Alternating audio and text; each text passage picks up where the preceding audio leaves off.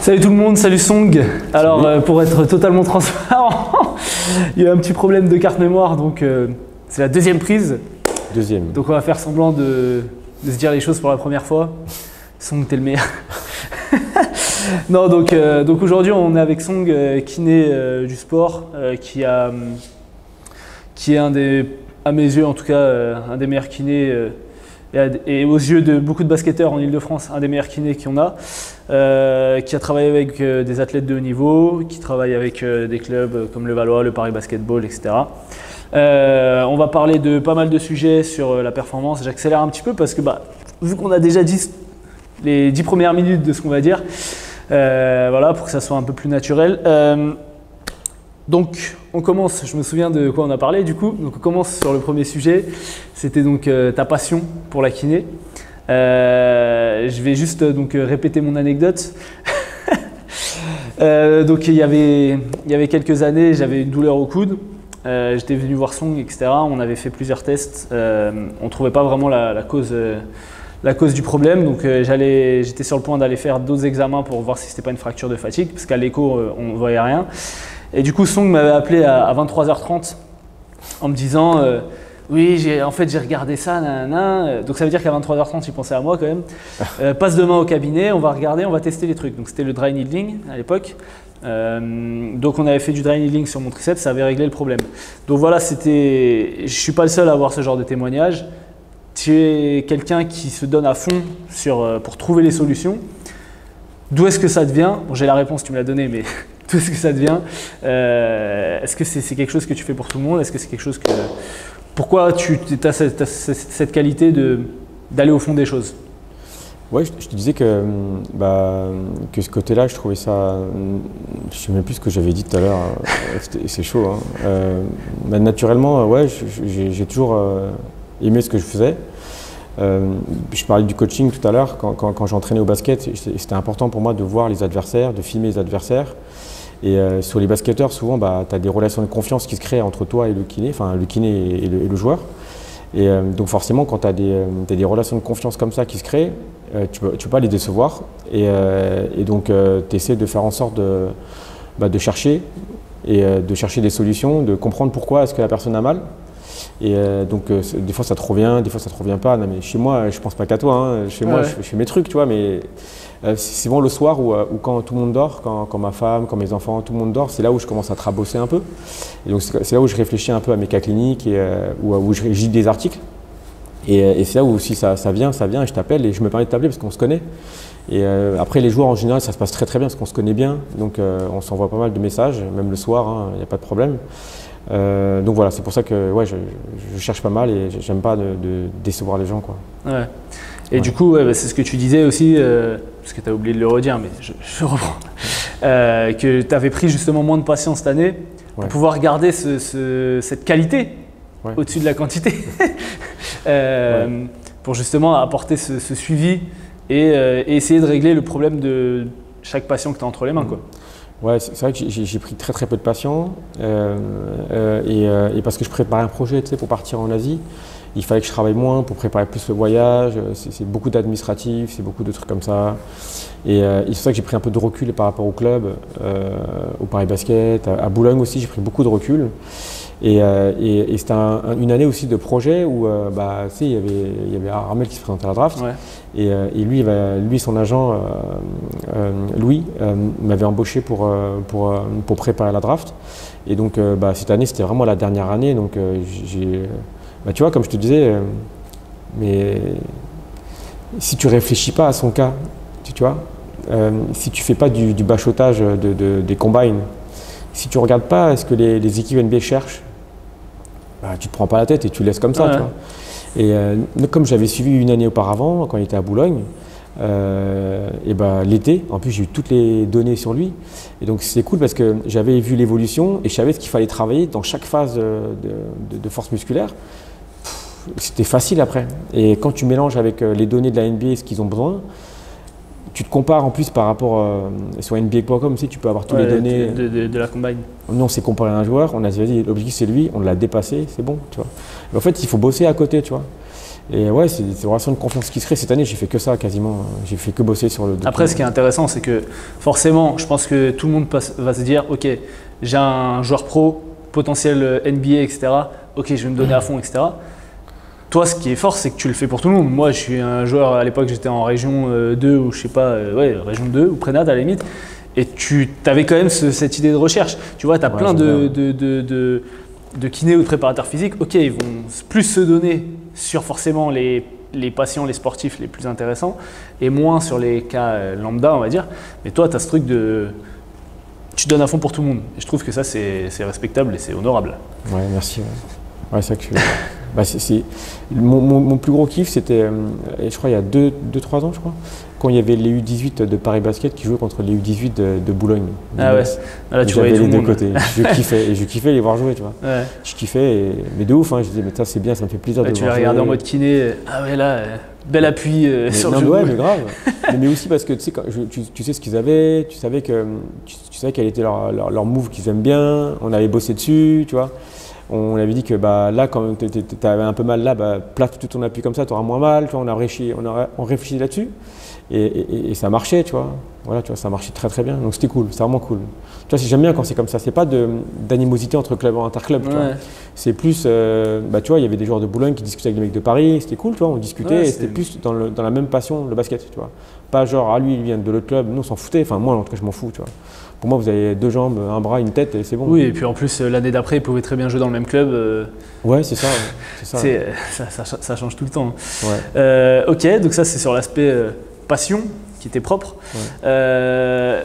On va juste refaire un petit tour sur le LCA, du coup, dont on avait parlé. Ouais. Donc, le LCA, pour ceux qui ne savent pas, c'est le ligament croisé antérieur. C'est un ligament qui est très important dans la stabilité du genou. Et qui malheureusement pète souvent dans les sports de pivot comme donc le basket, le hand, aussi beaucoup le ski. Je crois que le ski c'est le sport où il y a le plus de croisés. Beaucoup, ouais. Donc du coup, ce que je t'avais posé comme question, enfin ce que je te pose comme question, on va faire comme si c'était la première fois. On sait que des fois on conseille de ne pas opérer, des fois on conseille d'opérer. Dans quel cas il faudrait opérer selon toi, dans quel cas il ne faudrait pas opérer? C'est ça. Alors, on parlait de cas par cas et on disait que si en retournant en 2024, là, enfin en début d'année 2024, toi Ozan, tu te fais un ligament croisé en février, tu as les Jeux Olympiques, tu joues avec les Jeux Olympiques en juillet. Je n'ai pas ramené ma médaille, mais… Et tu vois, c'est chaud, tu vois. Donc, toi, si on devait t'opérer, ça durait entre 9 et plus, tu vois, 9 mois, un peu plus. Le temps de convalescence, la rééducation et tout. Et si on ne t'opère pas, on fait en sorte que ça se dégonfle et on rééduque à fond. Là, tu peux jouer en juillet, tu vois. Enfin, tu peux jouer, oui, tu peux jouer. Ça dépend de toi, comment tu te sens, tu vois, mais oui. Voilà. Et après, souvent on fait, donc ça c'est du COP ou pas COP. Tu vois. COP c'est coopérer. C'est-à-dire qu'on fait des tests et on voit durant la rééducation si tu es coopérant ou pas, si ton genou est coopérant ou pas. S'il est coopérant, go. Et voilà. Et après tu décides ou pas de te faire opérer. Moi j'avais une joueuse, tiens, c'est bien de discuter, tu vois, on a toujours plein d'anecdotes. J'avais une joueuse qui s'est fait le ligament croisé droit. Et elle s'est fait opérer, tout va bien. Je ne me suis pas occupé de son opération par rapport à ça. Donc, et donc moi, je la connais pour le ligament croisé gauche. Donc elle est droitière, son appui fort, c'est l'appui gauche. Et donc son chirurgien me l'envoie pour la préparer, donc faire du renforcement musculaire avant de l'opérer. Parce que quand tu te fais opérer, souvent tu as une diminution de la masse musculaire. Donc l'idée, c'est d'augmenter ta masse musculaire avant l'opération pour que ça s'atténue moins, quoi. Et donc on fait tous les exercices, on la renforce à fond, la meuf elle va super bien, on fait les tests du croisé ici, les tests de reprise du croisé, et on voit qu'elle a un meilleur score que la droite, celle où elle s'est fait opérer. Okay. Mais un très très bon score. Et parce qu'elle s'était pété le gauche du coup? Elle s'est pété le gauche, non opéré. Et elle avait déjà le droit? Le droit opéré. Okay. Et donc la gauche, je me suis occupé de celui-là et il allait très très bien. Pas de gonflement, tu vois, j'ai fait des exercices un peu piégeux avec des trucs difficiles, elle y arrivait tout à faire. Elle a totalement confiance dans son genou gauche. Et je dis, voilà, maintenant tu vas voir ton chirurgien et tu parles avec lui. Est-ce que ça vaut le coup pas d'opérer? Ah oui, maintenant que tu es au top. Elle va très bien. Pourquoi elle va se faire opérer alors qu'elle va reprendre un an comme ça, tu vois, ça vaut pas le coup. Et en plus, par rapport à son projet, la nana, elle me disait, moi, j'aimerais faire une dernière année de basket. Après, je vais arrêter parce que j'ai mon projet professionnel, Ouais, j'ai plein de trucs. Au pire, elle se fait opérer après, quoi. Au pire, C'est ça. si ça va pas dans sa vie, elle se fait opérer parce qu'elle a chuté, tu vois. Tu vois ce que je veux dire? Du cas par cas. Ouais. Il n'y a pas besoin de se faire opérer systématiquement. C'est pas systématique. Et tu n'es pas obligé de le faire tout de suite aussi, tu vois.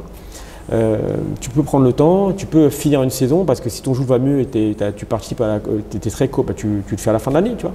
Pourquoi pas, tu vois. Voilà. Ok. Ouais, donc en fait, c'est vraiment, comme tu as dit, au cas par cas, voir à la limite sur les 3 premiers mois comment ça évolue avec la rééducation, le fait que ça dégonfle, est-ce qu'on arrive à reprendre confiance. Si on est dans la bonne direction et qu'en plus on a une échéance, bah, on peut continuer. On peut vivre, enfin peut-être que les gens qui vont regarder ne savent pas, on peut vivre, on peut faire du sport sans croiser. Ah oui, totalement. Bah, j'en ai que tu connais aussi un basketteur qui est venu me voir pour, il vient pour une tendinopathie. Et je sais pas pourquoi, il avait mal au tendon patellaire. Tu vois, le tendon patellaire, c'est là. Et donc c'est un basketteur et tout, et il fait une IRM entre-temps pour voir s'il n'y a pas un problème au niveau du tendon. T'aurais pu faire une écho, mais voilà. Et il voit qu'il n'y a plus de ligaments croisés. Et il me dit, mais c'est ouf et tout, il jouait tout ce temps sans ligaments croisés. Il vivait pour une tendinopathie, en fait, il n'avait pas de ligaments croisés. Et il s'est souvenu qu'un jour, il s'est tordu le genou. Il s'est fait une entorse du genou et 6 ans avant. Donc pendant 6 ans, il a joué sans truc. Il a joué à un bon niveau, tu vois, son niveau à lui, tu vois. Et ça lui convenait totalement. Tout à l'heure, tu parlais de skieurs. Mais il y a plein de skieurs qui n'ont pas de ligaments croisés, tu vois. Plein de profs, hein, plein de moniteurs qui n'ont pas de ligaments croisés et ils vivent leur vie tranquille, tu vois. Il n'y a pas de problème. Ouais. Ça dépend de ta vigilance. Tout à l'heure, on disait, par rapport à ton ligament croisé, c'est un peu ton garde-fou, tu vois. Et en fait, tu arrives au bout, tu as ton garde-fou qui te maintient le genou. Mais avant d'arriver au bout, tu as un ensemble de groupes musculaires qui vont maîtriser cette stabilité. Tu ne vas pas arriver au bout direct. C'est ça. Tu vois. Et on disait que t'emmener ou quand on n'est pas, si tu arrives au bout, de toute façon, il va partir ton genou. Ouais, il va péter. Donc que tu te le refasses ou pas, l'opération, bah, dans tous les cas, D'où l'importance dans la prévention des ruptures de LCA, d'avoir justement une qualité musculaire et de stabilité qui va faire en sorte de ne pas utiliser ce garde-fou et de ne pas le faire péter, quoi. Ouais. Même si on a un LCA sain, c'est important, voilà, de bien renforcer le quadri, de bien renforcer surtout les ischios, puisque tu t'expliquais tout à l'heure que les ischios, c'est surtout eux qui vont empêcher de faire un tiroir antérieur. Est-ce que tu as ton genou là? Tu peux nous montrer ce que c'est qu'un tiroir antérieur sur ça ou pas? Ouais, bah, mon genou il est un peu fatigué. Donc, rupture du… Je sais pas si on voit bien, Ah ouais, on voit tu montres à la caméra. Donc ce que c'est qu'un… Moi j'enlève le tendon patellaire et le quadriceps. Donc quand tu es comme ça et que tu contractes, tu contractes ton quadriceps, donc il tire, donc ça fait ça. Et en fait ça fait aussi un tiroir antérieur. Voilà. Et un tiroir postérieur, c'est les ischio-jambiers. Quand ils se contractent, bah, ils font un tiroir postérieur. Donc ça. Eux, ils vont prévenir ils empêchent la rupture du ligament. Le tibia de partir vers l'avant. C'est ça, voilà. Les ischio-jambiers. Et voilà. Donc voilà. Est-ce que tu me disais que tu voulais comparer les Donc oui, les différentes méthodes de reconstruction du ligament croisé. Donc moi j'ai regardé un peu, il y en a 4 principales. Il y a donc le Kenneth-Jones, c'est ça, qui donc prend le tendon quadricipital, donc c'est celui-là là. Donc en fait on prend ça pour remplacer le ligament croisé. Il y a le DITD, c'est ça? DIDT. Demi-tendineux, enfin c'est en anglais quoi. Ouais, c'est semi-tendineux, semi-membraneux. Ouais. Donc c'est les ischio-jambiers, donc c'est les muscles de l'arrière de la cuisse qu'on prend pour remplacer, enfin on prend pas en entier, hein, mais pour remplacer donc tout ce ligament croisé. Il y a comment il s'appelle celui avec le fascia lata? Je crois qu'il a un nom. Macintosh. Macintosh, exactement. Ouais. Il est bon. Donc le tenseur du fascia lata qui est une bordette iliotibiale. Exactement. Tractus iliotibial, exactement. Putain, il est chaud là. Là, il est en train de me ridiculiser. Et le dernier, là, je vais savoir, c'est le… Ah, c'est le Lars. C'est le ligament croisé, enfin le ligament artificiel. Exactement. Ouais. Je ne le connais pas celui-là. Voilà, que ma copine a fait et qui apparemment est le meilleur. Non, c'est pas vrai. Donc du coup, voilà, on voulait comparer un peu les différents… pour et les différents contre de chacune de ces méthodes parce que on voit un peu de tout, on ne sait pas vraiment qu'est-ce qui est le mieux.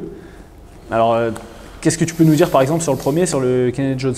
Alors, le Kenneth Jones, en fait, on ne prélève pas le tendon complètement, on prélève le tiers moyen. Donc en fait, tu as un tiers, un tiers, un tiers, et on prend le tiers moyen, le tiers du milieu. Donc voilà, donc, le problème c'est que les basketteurs, leur première pathologie, c'est les jumper knees, c'est les tendinopathies du tendon patellaire. Ils ont des tendinopathies dans cette zone-là, et en fait, tu fragilises encore plus cette zone en le prélevant. Donc, on dit que c'est un peu absurde. Et après, c'est compliqué parce que pour se mettre à genoux, c'est très douloureux. Et parce qu'en fait, ils enlèvent aussi un petit bout d'os de la rotule, de la patella. Donc c'est très douloureux. La douleur, elle part, elle s'estompe, mais sur plusieurs années, donc c'est pas évident. Donc voilà. Donc le Kenneth Jones, après, on dit qu'il a une tendance à être plus solide. Mais encore une fois, si tu vas jusqu'au bout de l'articulation, ça va sauter à un moment donné. Donc voilà. Tu as le DIDT, donc le semi-tendineux semi-membraneux. Donc lui, il va être intéressant, mais le problème, c'est qu'on enlève une partie de ce qui va te sauver si jamais ton tibia part en avant. Donc lui, il est en arrière, il va retenir. Donc s'il part en avant, il va le retenir. Et le truc, c'est que si tu le fragilises, tu as encore moins d'outils pour te sauver par rapport à ça. Ça, on le remet un peu en question parce que, donc ça, je remercie Sébastien, un kiné que je côtoie beaucoup et qui fait un master de recherche au Racing Club de France rugby sur l'intelligence artificielle et les tendons. En fait, il utilise un élastographe, bref, on s'en fout. Et il m'a expliqué biomécaniquement que quand tu contractes le quadriceps, mécaniquement, quand tu contractes très très fort le quadriceps, il y a une force qui fait ça. Donc comme ça fait ça, ton tibia, il ne peut pas faire un tiroir antérieur, il ne peut que faire une coaptation sur le fémur. Donc il n'y aura pas de tiroir antérieur. Donc une coaptation, en gros, c'est que ça va se coller, quoi. Ça se colle, voilà. Ça ne fait pas de tiroir antérieur. C'est ça. Et ça, c'est vachement intéressant. Et même, mécaniquement, c'est prouvé, quoi. Voilà. Ils font que ça, les mecs, c'est des ingénieurs pour ça, c'est cool, hein, mais... Donc finalement, tout se remet en question, tout se contredit. Donc l'idée, c'est faire du cas par cas. Ouais, finalement, en gros, sur ce que tu viens d'expliquer, c'est que si on fait le DIDT et qu'on enlève les ischios, mais qu'on a quand même un bon renforcement, alors évidemment des ischios, mais aussi des quadris, il y aura cette coaptation, donc on sera plus protégé du tiroir antérieur. Donc potentiellement, on enlève le risque d'avoir le jumper's knee, puisqu'on n'a pas touché au tendon rotulien. Et en plus de ça, on a moins besoin finalement de ce garde-fou des ischios. Bon, c'est toujours à prendre avec des pincettes de ce que j'ai compris. Toujours. Et on disait que la meilleure des opérations, enfin ce que je disais, la meilleure des opérations, c'est en fonction du chirurgien. Si le chirurgien a l'habitude de faire un quadriceps, fais un quadriceps. S'il a l'habitude de faire un ischio, fais un ischio. Ouais. Mais si un jour tu demandes de faire un quadriceps alors qu'il n'a pas l'habitude, c'est pas possible, tu vois. Il risque de chier. Ah ouais, non, mais c'est pas possible. Et donc, non, vraiment, c'est pas la peine de... Imagine, toi, t'aimes bien les ischios, t'arrives, tu vois, ton chirurgien, c'est un quad. Bah non, lui demande rien. Ouais. Va, change de chirurgien, tu vois. Ou il a beau être le meilleur, fais comme vous voulez, c'est du cas par cas. De toute façon, voilà, c'est du cas par cas. Mais, voilà. Ok. Bon. Ouais, voilà. De toute façon, c'est hyper important que ce soit kiné, prépa physique. Enfin, pour moi, quand t'es dans le paramédical ou la performance et que tu es forcément basé sur la science, tu es obligé de te former, de te tenir au courant des nouvelles évolutions et des nouvelles méthodes. J'aimerais avoir ton avis sur, enfin pas ton avis, mais ton retour sur quelles formations selon toi sont indispensables pour un kiné ou même peut-être pour un préparateur physique, tu as peut-être un avis. Pour commencer, on va faire ça. Ouais. Ça dépend de quelle école tu sors, tu vois. Ça dépend de quelle tendance tu aimes bien, tu vois. Je ne sais pas si tu aimes bien tout ce qui est thérapie manuelle, fais de la thérapie manuelle, fais tout ce qui est manipulation, c'est ça on appelle thérapie manuelle. Il y a plusieurs types de formations, tu as des Mulligan, tu as des thérapies manuelles orthopédiques canadiens, australiens. Les Français ils aiment bien prendre des trucs d'étrangers. Ça c'est thérapie manuelle. Après tout ce qui aime bien, si tu aimes bien tout ce qui est dry, tu fais dry, tu vois. Dry, tu disais tout à l'heure, c'est des aiguilles que tu plantes sur des muscles pour le relâcher. Donc le principe c'est de travailler sur des points trigger pour relâcher le muscle. C'est intéressant, c'est intéressant. Moi j'avais fait ça. Après, dans le dry, tu as plusieurs cadrans. Tu as le cadran inférieur, le cadran supérieur, tu vois. Et tu as les top 30, je crois. C'est les 30 premiers muscles que tu dois maîtriser. Et après, tu as le cadran sup, cadran inf. C'est bien. Alors, moi, je fais moins du dry. Parce que j'ai eu pas mal de retours, pas forcément. J'ai eu beaucoup de SAV, on va dire. Tu vois. Beaucoup de SAV, je pensais que c'était ça, et en fait, c'était pas ça. Donc finalement, je m'en sers moins et je trouvais que je m'en sors très bien autrement. Et donc, je me souviens quand tu venais de faire ta formation. Ouais, je kiffais, bien sûr. Toujours. Mais alors, de toute façon, il faut savoir que et c'est ce qu'il disait. Alors, je sais pas si tu l'as redit quand on a fait la deuxième prise, mais tu kiffes en fait ce que tu fais vraiment. C'est pas un jeu, mais presque quoi. Tu avais comparé tout à l'heure quand tu joues au basket, tu t'en as jamais marre. Et tu disais que toi, quand tu fais ta kiné, c'est pareil, tu n'en as jamais marre. Tu avais fait cette comparaison de vraiment ce qui est ton travail et aussi plaisant pour toi que de jouer au basket. Et du coup, que ce soit quand il a une nouvelle méthode ou quand il a un nouvel appareil, je sais parce que je viens souvent au cabinet où je le connais depuis un moment, il teste sur tout le monde. Ah viens, tu veux pas tester mes plateformes. Ah viens, tu veux pas tester ma machine excentrique. Ah viens, j'ai le dry needling. Je me souviens quand il avait fait le dry needling, qu'il a fait sa formation. Tous les gens que je t'envoyais, tu les passais au dry needling quoi. Tu testais et tout. Mais oui, donc tu en es revenu un petit peu. Après, tu te remets quand même en question sur. Bien sûr, toujours. Ouais. On remet toujours en question les techniques et tout. C'est important. Après, c'était un test pour s'entraîner et c'était clair. Hein, non, bien sûr. C'était clair. Je dis pas que tu te sers de tes patients comme cobayes. C'est pas ça que je voulais dire. Si. Non, je vais réitérer un truc. Par exemple, il peut venir avec un problème d'épaule, mais je ne vais pas faire du drive sur l'épaule s'il n'y a pas besoin. Oui. Il n'y a pas besoin, tu vois. Mais on peut par exemple voir autre chose et je vais par exemple piquer le quadriceps. Tu vois, ça n'a rien à voir avec la pathologie sur laquelle tu es venu, mais on va le tester. Parce que pour moi, ça me permet de voir comment ça fonctionne, tu vois. Et souvent, le patient est d'accord, il n'y a pas de problème. Mais s'il y a besoin de piquer sur l'épaule, je pique l'épaule. Pourquoi je dis ça? C'est important, c'est parce que souvent, quand on fait une formation, où c'est un bon outil, et cet outil-là, on le compare à un marteau. Et quand tu as un marteau, tu vois des clous partout. Donc dès que tu as un problème d'épaule, c'est un problème de clous. Si tu as un problème de tête, c'est un problème de clous. Un problème de nez, donc tu vois que les mêmes thérapies partout. C'est pas bon. C'est ça que je veux dire. Okay. Et donc il faut faire attention avec ça. Tu vois. Et c'est vrai que les formations te permettent d'avoir plein d'outils dans ta boîte à outils. Et l'idée, c'est pas prendre que le même. Tu vois. Mais tu peux t'entraîner. Moi, pendant un moment, pour m'entraîner sur les manipulations, j'avais je sais pas, un gars qui faisait 100 kg, 1m70 qui venait, et il savait qu'il allait se faire thruster, mais parce qu'il aime bien ça, tu vois. Un autre mec qui faisait 2 mètres qui venait à telle heure, et pendant 1 heure ou 1 heure et demie, je travaillais que les manips. Et on savait qu'on allait faire que des manips, tu vois. Donc moi, je m'entraîne dessus, c'est sûr, c'est des patients, mais c'est des potes plutôt. Mais parce que c'est clair, tu vois, on peut s'entraîner dessus. Mais par contre, quand tu as un patient, c'est-à-dire une vraie pathologie, là, on met pas tous les outils là-dessus. Tu vois, on cherche le bon outil pour résoudre le problème. Toujours évidemment. Le bon outil, c'est important. Ok. Et du coup, toi, est-ce que tu as une formation qui vraiment que tu as kiffé plus que les autres, ou 2 ou 3 hein, et quelles sont les formations qui t'ont le plus apporté pour toi, dont tu te sers le plus aujourd'hui? Je mélange tout en fait. Je mélange plein de formations, je fais des récaps sur ça, je prends sur ça. Pour l'instant, les meilleures formations sur cheville que j'ai vues, c'est celle de Cinétique Formation, j'adore. Eux, c'est un organisme qui font pas mal de formations. SRP Formation aussi à La Rochelle, c'est vraiment très bien. Et Kin & Co. Alors Kin & Co, c'est un organisme qui est situé à Metz et qui invite des intervenants dans la ville. Et ils font des petites formations un peu partout dans cette région-là. Donc moi je fais un peu de pub parce que je les aime vraiment beaucoup. Christophe il s'appelle, c'est un super mec en plus, vraiment tu verras, si jamais tu as l'occasion, il y a des prépas qui viennent. Moi j'avais revu par hasard en plus un prépa que je connaissais depuis longtemps, Nourdine, qui travaille avec la sélection algérienne au football. Et franchement, c'est cool de rencontrer des mecs comme ça, tu vois, en formation. Voilà. Et SRP, j'ai kiffé, j'ai fait de la neuro là-bas. Tout ce qui est neurodynamique, tout ce qui est syndrome vasculaire, tout ce qui est syndrome de canalaire plutôt.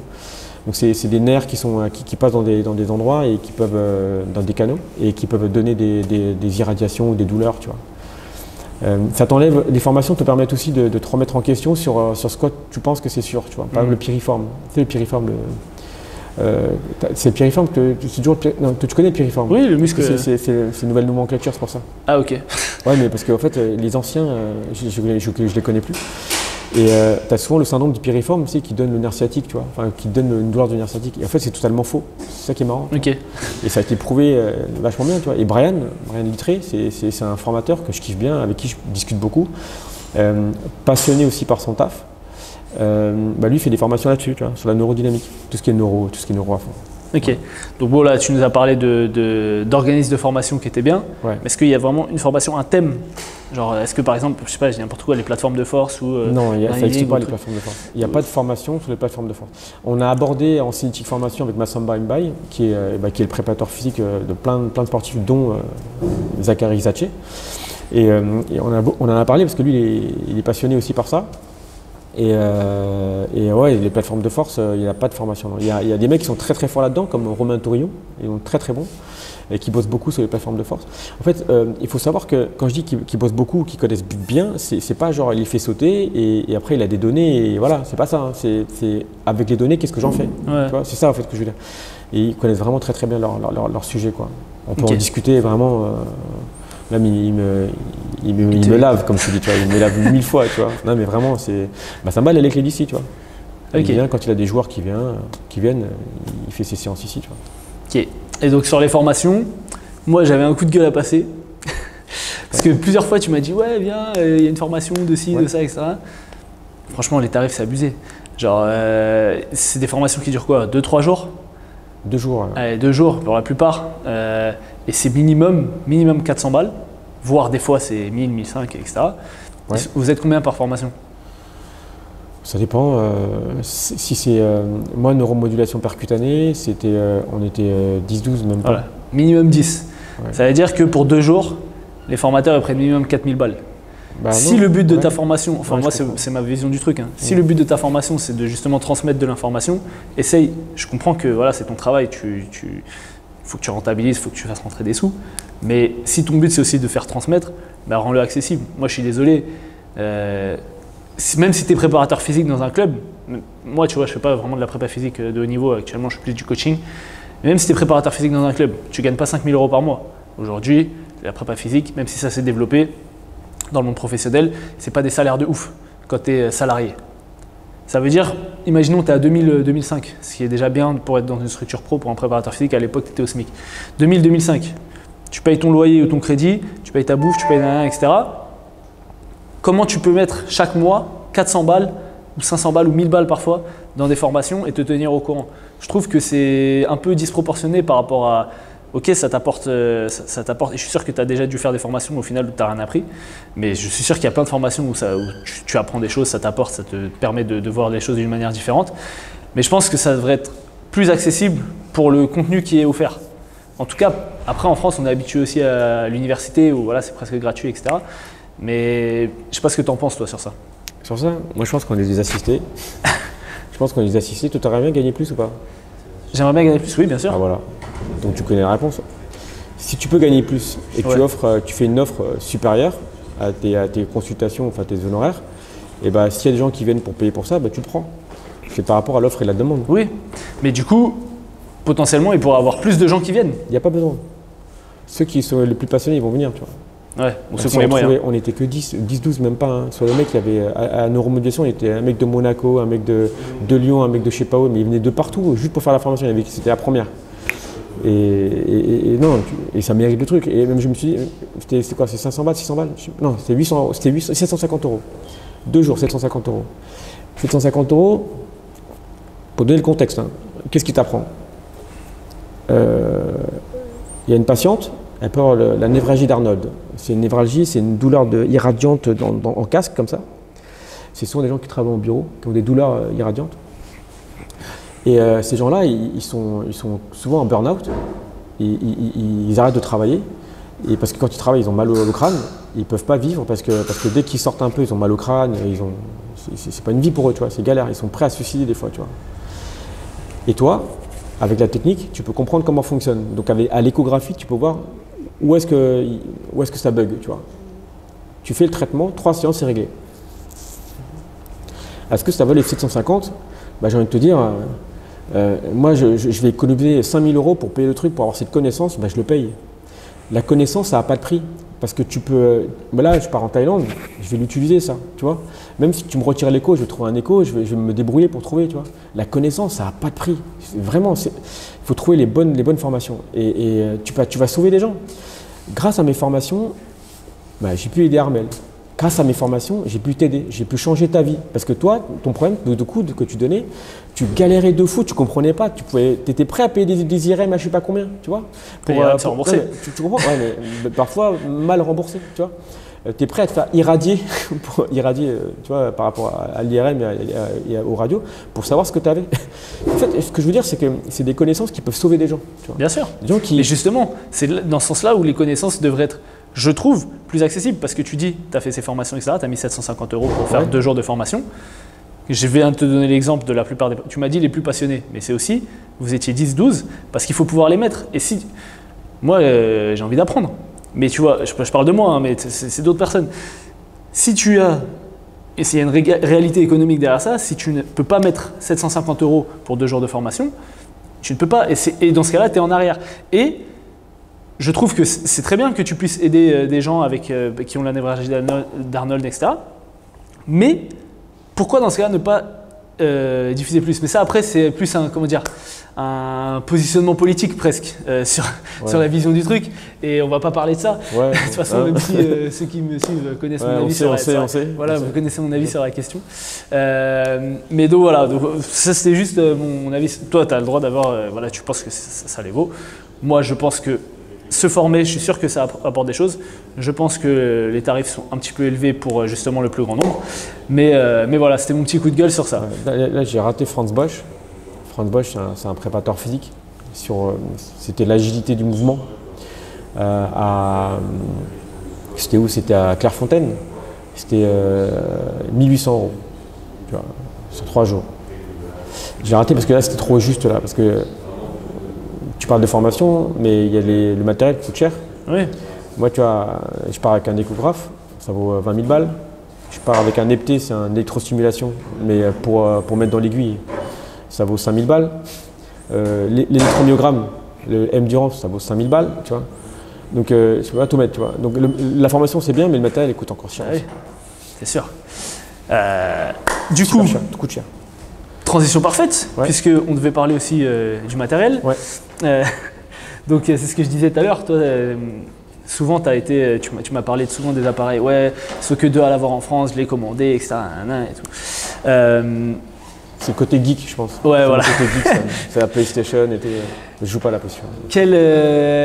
Quels sont les appareils dont tu te sers le plus? Quels sont les appareils que, je ne veux pas dire faire un top 3, mais qui t'ont mis le plus une baffe? Qu'est-ce que tu as là dans le cabinet? On peut présenter éventuellement dont tu te sers le plus, que ce soit pour l'évaluation ou pour de la rééducation.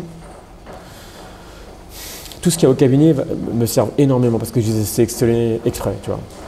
J'ai pas d'ultrasons par exemple, tu vois. J'ai pas ça. J'ai pas de lampe rouge, tu vois. J'ai pas de boue. Tu sais, des fois les kinés ils mettent des sacs de boue chauds là, d'argile. J'ai pas ça, tu vois. Donc tout ce que j'ai sélectionné, ça va être pertinent pour la rééducation ou pour le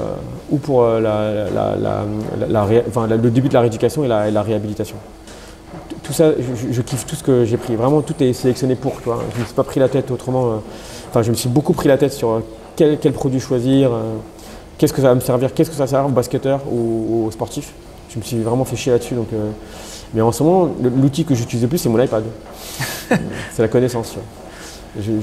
J'utilise un logiciel que je kiffe, c'est sur l'anatomie, en 3D.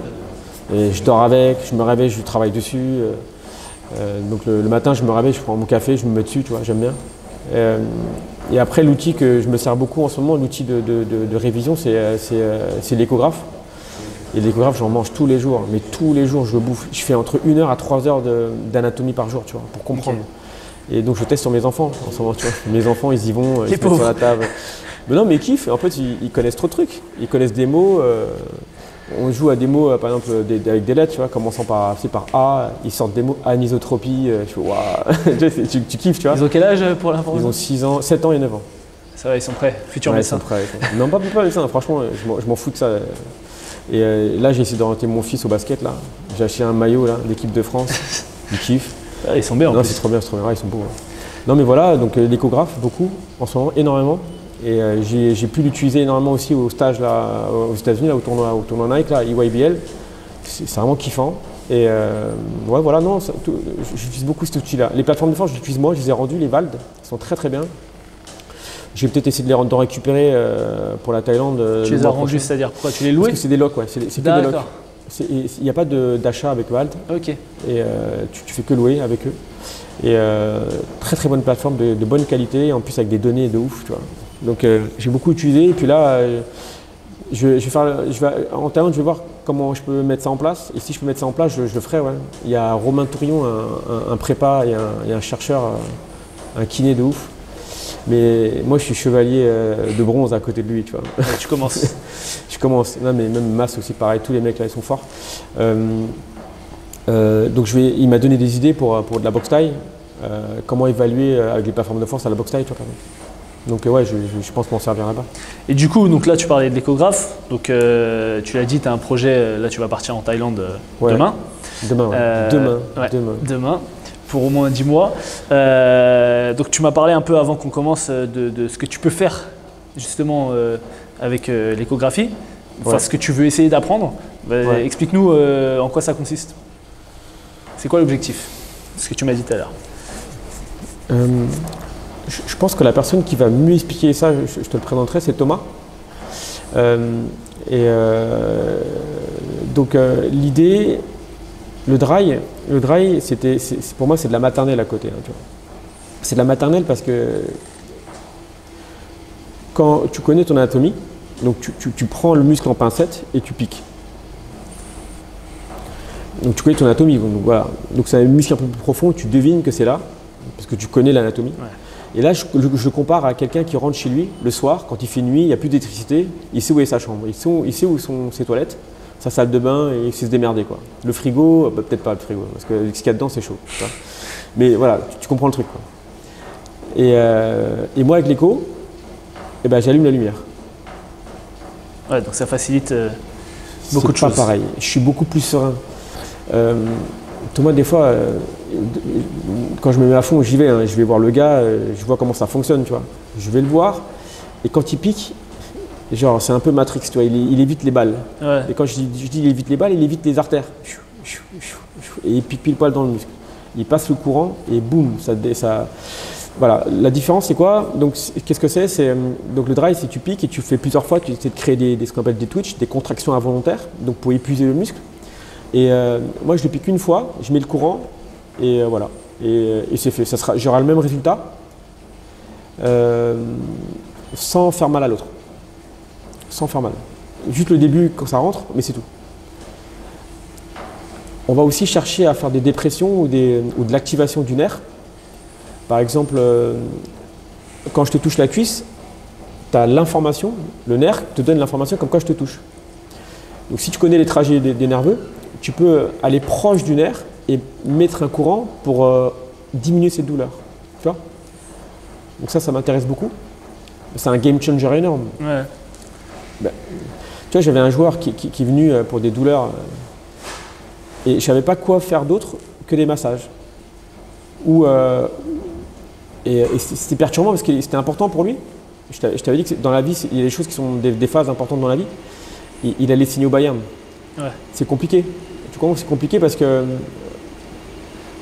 j'aurais voulu qu'il ait pas mal pour arriver au Bayern, tu vois. Et il avait quand même un petit peu mal. Donc ça me dérangeait. Donc j'ai cherché pas mal de trucs et j'ai trouvé cette technique-là qui m'a arrangé pas mal, quoi. Voilà. Après, quoi d'autre comme formation? Ah oui, tu parlais de neuromodulation. Un autre truc aussi intéressant, c'est tu peux donc activer. Tu vois ce que c'est que l'activation pas musculaire? Peut-être pas, mais par exemple, tu mets des électromyogrammes sur le muscle et tu regardes quel est le courant électrique qui passe. Est-ce que est-ce que par exemple pour faire ce mouvement-là, il a 1000 millivolts par exemple? Est-ce que pour faire ce courant-là, pour faire ce mouvement-là, il a 1000 millivolts? S'il les a pas, combien il est là? Imagine pour faire le même mouvement, tu en as un qui fait 500 millivolts et l'autre qui fait 1000 millivolts. Ok. Et donc ça veut dire que lui il est soit suractivé, soit lui il n'est pas du tout activé. Tu vois, Et l'idée, c'est de comparer ça avec le même poids. Donc tu vois, tu peux savoir quelle est la rentabilité du muscle. Je t'embrouille là ou pas? Non, mais j'imagine que tu n'as pas fini. Bah non. Et donc, l'idée, c'est quoi? Je sais pas moi, imagine tu fais 1000 newtons comme ça, donc tu arrives à soulever 100 kg, tu arrives à soulever 100 kg, mais sauf que là, tu mets que 500 millivolts. Là, tu mets 100 millivolts, c'est-à-dire que tu n'es pas rentable là. Ouais. Tu fais un excès d'activation. Ok. Tu vois. Et donc l'idée, c'est d'enlever cette activation ou diminuer cette activation. Donc tu le piques et tu mets un protocole d'inhibition. Ok, mais ça peut être lié aussi… Tu recheck après quand même, tu revois si c'est à 500 millivolts, et là, tu es bien. Mais ça peut être aussi lié à la masse musculaire, forcément. Je répète, 1000 millivolts, c'est ton max. Tu fais 1000 millivolts chaque côté. Tu peux pas faire 1001. Ok. Tu peux pas faire plus que ça. Oui. Donc nous, comme mesure, on peut mesurer la force en newton, mais on ne mesure pas l'activation musculaire. Je vais te donner un autre exemple. Non, mais parce que c'est peut-être un peu compliqué même pour vous. Le quadriceps, tu peux lever par exemple, je sais pas, 1000 newtons pareil. 1000 newtons de l'autre côté. D'accord? Là, je me suis fait opérer du ligament croisé. Donc, je fais 1000 newtons. Donc, pour un kiné comme moi, il y a 3 ans, je me dis c'est bon, tu peux reprendre le sport, tu as autant de force de côté. On va abréger. Hein. Mais maintenant, je vais regarder l'activation. Je vais mettre mes électrodes et je regarde s'il y a autant de millivolts de chaque côté. S'il met plus de millivolts, c'est-à-dire qu'il a besoin de plus de décharge électrique pour faire la même force. Donc la comparaison pour la vie de tous les jours, c'est au lieu de pousser une voiture à une personne, tu pousses à 10 personnes. Donc au bout d'un moment, tu vas te fatiguer. Ok, en fait tu joues pas du tout sur sur l'aspect périphérique, mais plutôt sur l'aspect central. Oui. Sur l'aspect nerveux, l'influx nerveux que tu vas envoyer. Donc en fait la masse musculaire n'est pas en jeu dans cette histoire-là. C'est vraiment comment tu vas l'utiliser. D'accord, j'avais compris. Maintenant le problème c'est les protocoles, à mon sens, et même au sens de plein de kinés, ils me disent que c'est très très long à mettre en place, les électrodes. C'est pas aussi facile que ça. Et aussi parce que des fois, il y a des gens qui mettent beaucoup de crème ou du gras ou tu as parfois de la masse graisseuse qui est plus importante. Donc, tu ne peux pas avoir la même activation. Enfin, tu peux pas être parfait tu vois, sur la mesure. Tu vois. Donc, c'est ça qui me dérange un petit peu. J'ai une petite formation bientôt, mercredi. Je t'en parlerai après. Mercredi, en Thaïlande? En Thaïlande. En visio. Tu perds pas de temps. Hein. Là, tu arrives en visio. J'ai 5 heures de formation. Je fais 1h30 déjà. 5 heures dessus. Combien de formation? Je veux pas savoir. Ok, pour l'aspect formation. Tout à l'heure, tu as mentionné Armel Traoré. On va revenir sur Armel. Juste avant Armel, désolé Armel, hein. Mais on va parler un peu de Victor Wembanyama, que tu as eu un petit peu. Alors, je sais que tu peux pas tout nous dire, mais juste moi, ma question, c'est un athlète comme on n'en a jamais vu, presque. Toi, tu l'as suivi. Quelles adaptations tu as dû mettre en place avec un profil comme ça, dans ta manière d'exercer? J'ai fait que m'adapter. J'ai fait que m'adapter parce qu'il est hors norme. Il est hors norme, c'est vraiment le mot en fait. Les données, tu ne peux pas les comparer. Ouais, parce qu'il n'y a personne comme lui. Oui, il n'y a personne. Il n'y a personne. Et donc tu t'es comme ça, tu dis mince, c'est tout. Qu'est-ce que je fais? Bon, tu prends et tu regardes l'évolution. Et j'ai travaillé surtout avec Guillaume Alquier, c'est son préparateur physique qui travaille aux Spurs. Et on a travaillé ensemble. Et donc moi, je lui donnais les datas. Je lui donnais les datas pour voir l'évolution. Et en fait, on faisait que s'adapter. Déjà s'adapter parce qu'au départ, il venait tranquillement, personne ne le reconnaissait. Enfin, on le voyait, mais on le reconnaissait. On ne savait pas qui c'était, quoi. On savait que c'était grand. Moins que maintenant. Ouais. Moins que maintenant. Et en fait, à la fin de la saison des Mets, c'était chaud, donc il fallait que je me déplace là-bas. Après, c'était compliqué parce que la salle de Levallois, elle est pas propre, elle est nulle, quoi. Elle est toute petite. Marcel Sardan, c'était pas évident. Et on a fait que s'adapter. Mais on a quand même des bons résultats parce qu'il s'est pas blessé. Après, moi je suis pour rien, c'est Guillaume qui a tout fait. Ouais. Moi je l'ai vu sur 8 séances, je crois, 6 ou 8 séances, je me souviens plus. Donc tout le long de l'année, quoi. Et jusqu'à les phases finales. Après on a arrêté et c'était bon, j'avais une mission accomplie. Ah, bravo. Ouais. Belle mission. Ouais, c'était vraiment cool. En tout cas, ça devait être une belle expérience. C'était trop bien. C'était trop bien. Même humainement, c'était trop bien. Tu vois, c'était quelqu'un de bien. Tu vois, et quelqu'un de très intelligent. Je pensais pas. Toutes les interviews qu'on voit de lui ou quand on l'entend parler, c'est quelqu'un qui est quand même très cérébral, comme ils disent. qui se pose beaucoup, qui donne l'impression en tout cas de se poser beaucoup de questions, d'avoir un recul pour un jeune qui avait 19 ans à l'époque quand tu le voyais. Ouais. Enfin, je sais pas toi qui l'as vu, mais beaucoup de maturité. La dernière année de Metz, quand il était au Metz, la dernière année où il était arrivé en finale contre Monaco. Bah, l'année dernière, avant qu'il parte en NBA. Au Spurs, ouais. Ok, donc Armel Traoré, pour ceux qui ne connaissent pas, qui était un joueur qui a fait l'INSEP, qui était à Charenton. Moi je l'ai connu quand il était à Charenton avec Laurent Jatière en U15, qui ensuite est allé à l'INSEP, qui a été un peu connu du grand public quand il a fait sa saison avec Victor à Levallois, où il avait fait une grosse saison, à Boulogne-le-Vallois, qui ensuite a signé à Blois la saison dernière, et du coup là qui se préparait pour la draft. Il n'a pas été drafté, mais il a signé un two-way contract avec les Lakers. Il a fait une très bonne Summer League. On va voir, tu vas peut-être nous donner des infos, mais je pense qu'il aura peut-être une carte à jouer cette année avec les Lakers. Donc tu l'as accompagné sur le processus pré-draft. Oui. Je dis pas de conneries. Non, j'ai suivi depuis qu'il est sorti de Évreux. Ok. Dès qu'il est sorti d'Évreux, on s'est rencontrés l'été. Il m'avait contacté sur les réseaux. Et après, il y a une bonne affinité qui s'est créée. Il me connaissait par l'intermédiaire d'un autre joueur. Tous les basketteurs se connaissent. Ouais. Et donc, moi, je l'ai suivi à partir de là. Et au Metz, il s'était blessé au genou aussi, au ménisque. Et donc, j'ai suivi pour sa rééducation, qui s'est très très bien passé. Après, on l'a eu le lendemain, tu vois, de la chirurgie. J'étais chez lui, tu vois, donc c'était cool, quoi. On le voyait souvent ici. Moi, quand je venais au Cameroun, il était toujours là quasiment. Donc, tout le temps. Ouais. Après, après les Mets, c'était à Blois. Et après les Blois, j'ai fait vraiment quasiment une saison qu'avec lui, où je me déplaçais. Et ça, c'est vraiment cool parce qu'il y avait la confiance de l'agent. Ça, les agents, c'est un truc de ouf parce que tu vois, les agents, ils sont payés par les clubs. Ouais. Et je trouve ça ouf, tu vois. Ils sont payés par les clubs quand ils signent, tu vois. Et donc on se demande pour qui ils travaillent, tu vois, des fois. Et quand tu as des jeunes joueurs qui signent sur les agents, je trouve que des fois les agents ils font pas des efforts de ouf pour les joueurs, tu vois. Par exemple, il y a des joueurs qui viennent et qui payent de leur poche, tu vois. Et parce que leurs agents ne veulent pas payer les consultations. Mais je sais pas si vous vous rendez compte, moi pour un bilan pro, ça me prend 2h30. Ça me prend 2h30 ici, pour bilanter tous les muscles et ensuite chez moi, je travaille dessus et je fais des liens entre ce que je trouve, tu vois. Et ça me prend facile 4 heures. Et plus l'expérience et les agents chipotent pour ça. Ouais. Et des mecs comme Octogone de Louis Troel, il a dit que c'est pour le bien. Non, mais c'est pour le bien de son joueur. Il sait que c'était pertinent. Je lui faisais des récaps, il a kiffé. Et en fait, il y avait une relation de confiance qui s'est créée avec l'agent et une relation de confiance qui s'est créée avec Armel depuis le début. Et puis c'est passé super bien. Et c'est sûr que quand tu as des gens qui sont autour de lui, qui prennent soin de lui, ça marche très très bien. Tu vois. Ouais, l'entourage est hyper important de toute façon. L'entourage est hyper important, même pour les jeunes qui nous écoutent. Franchement, quand vous signez pour un agent, c'est ouais, mais qu'est-ce que vous avez en échange?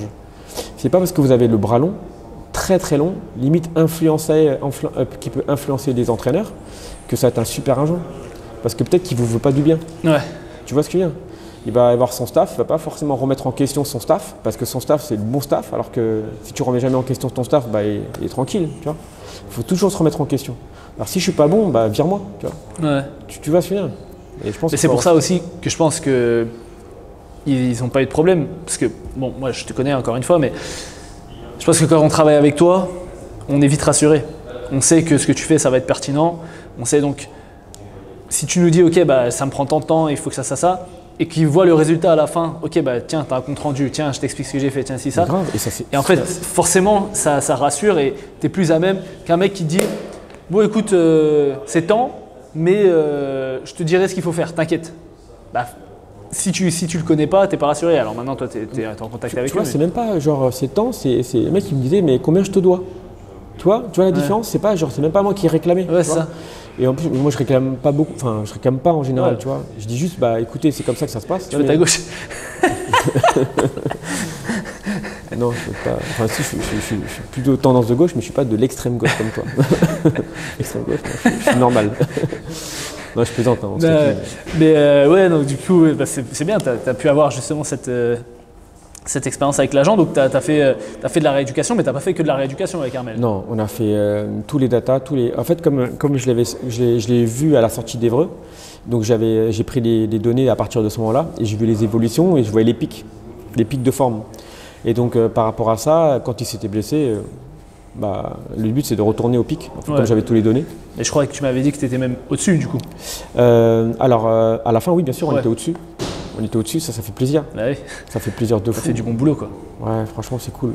Et après j'étais pas tout seul. Hein. Il y avait tous les prépas de chaque club qui travaillaient ensemble, donc c'était cool, tu vois. Je donnais les données et puis ils bossaient, c'était cool. Même pour tout le monde, hein. D'ailleurs, ça se passe comme ça, je trouve, c'est bien, j'ai bien aimé. Que ce soit à Lille ou n'importe où, les prépas ont donné des. Enfin, s'ils sont d'accord pour qu'on travaille ensemble, ça se passe très très bien. Ok. Et du coup, après, il a fait les workouts du coup pour plusieurs équipes. Toi. Ah mais t'as sauté des étapes de ouf. Bah vas-y, je t'écoute. En fait, tu t'arrêtes comme si c'était fini. Ah ouais, alors je vois ce que tu dis. Mais le truc c'est, on s'est pris la tête je me suis pris la tête sur quels sont les critères, qu'est-ce que les franchises allaient faire pour sélectionner les joueurs, tu vois. Et on sait que les combines c'est très important. C'est très important pour eux. Surtout ensuite, sur un profil comme Armel.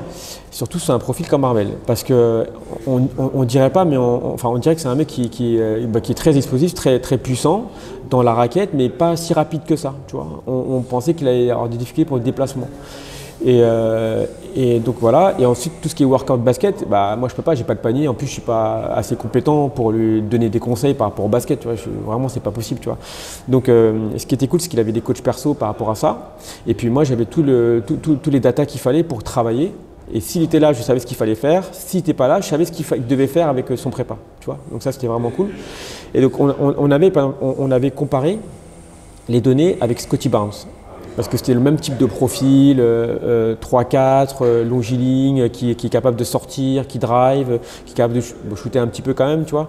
Voilà, c'est ce type de profil qu'on cherchait, même mensuration, même taille. Et donc on a pris tous les données de Scotty Barnes sur NBA.com. Et donc on savait ce qu'il faisait au combine. Et donc on se prépare pour les combines, et truc de ouf, il n'est pas invité pour les combines, déjà d'une part. Et en plus il y avait le maintien de Blois, tu vois. Donc c'était chaud, tu vois. Ouais, tu ne pouvais pas partir comme ça. Donc en tant que professionnel, ça c'est vachement respectable. Enfin, je ne sais pas si tu te rends compte, c'est-à-dire que c'est sa vie, son futur, et en même temps lui il est professionnel. Ça je kiffe ce genre de choses, tu vois. Et on se dit ok, tant pis et tout. Et donc Louis, il a réussi à avoir des workouts dans les clubs. Donc il dit vas-y, dans les workouts, s'il paraît, ils vont faire des combines quand même. Je dis vas-y, on prépare les combines. Et le problème c'est qu'il avait des fois des 2 jours de suite où il devait faire des combines plus workouts. Je sais pas si tu te rends compte, c'est épuisant, tu vois. Épuisant, ouais.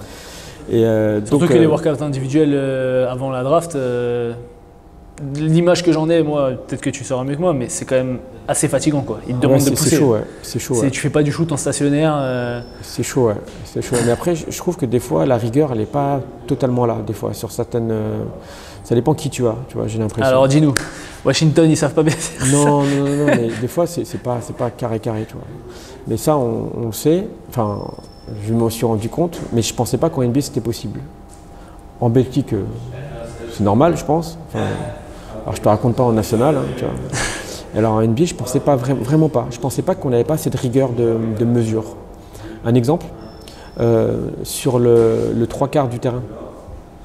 Tu sais, le 3/4 quand tu dois full court. Normalement, tu dois être très proche de la ligne. Et dès que tu pars, tu touches la ligne, le laser, et ça bip et ça met ton chrono. Et sur certaines franchises, il disait tu peux te mettre là si tu veux. Recule-toi un peu. Tu peux reculer un petit peu.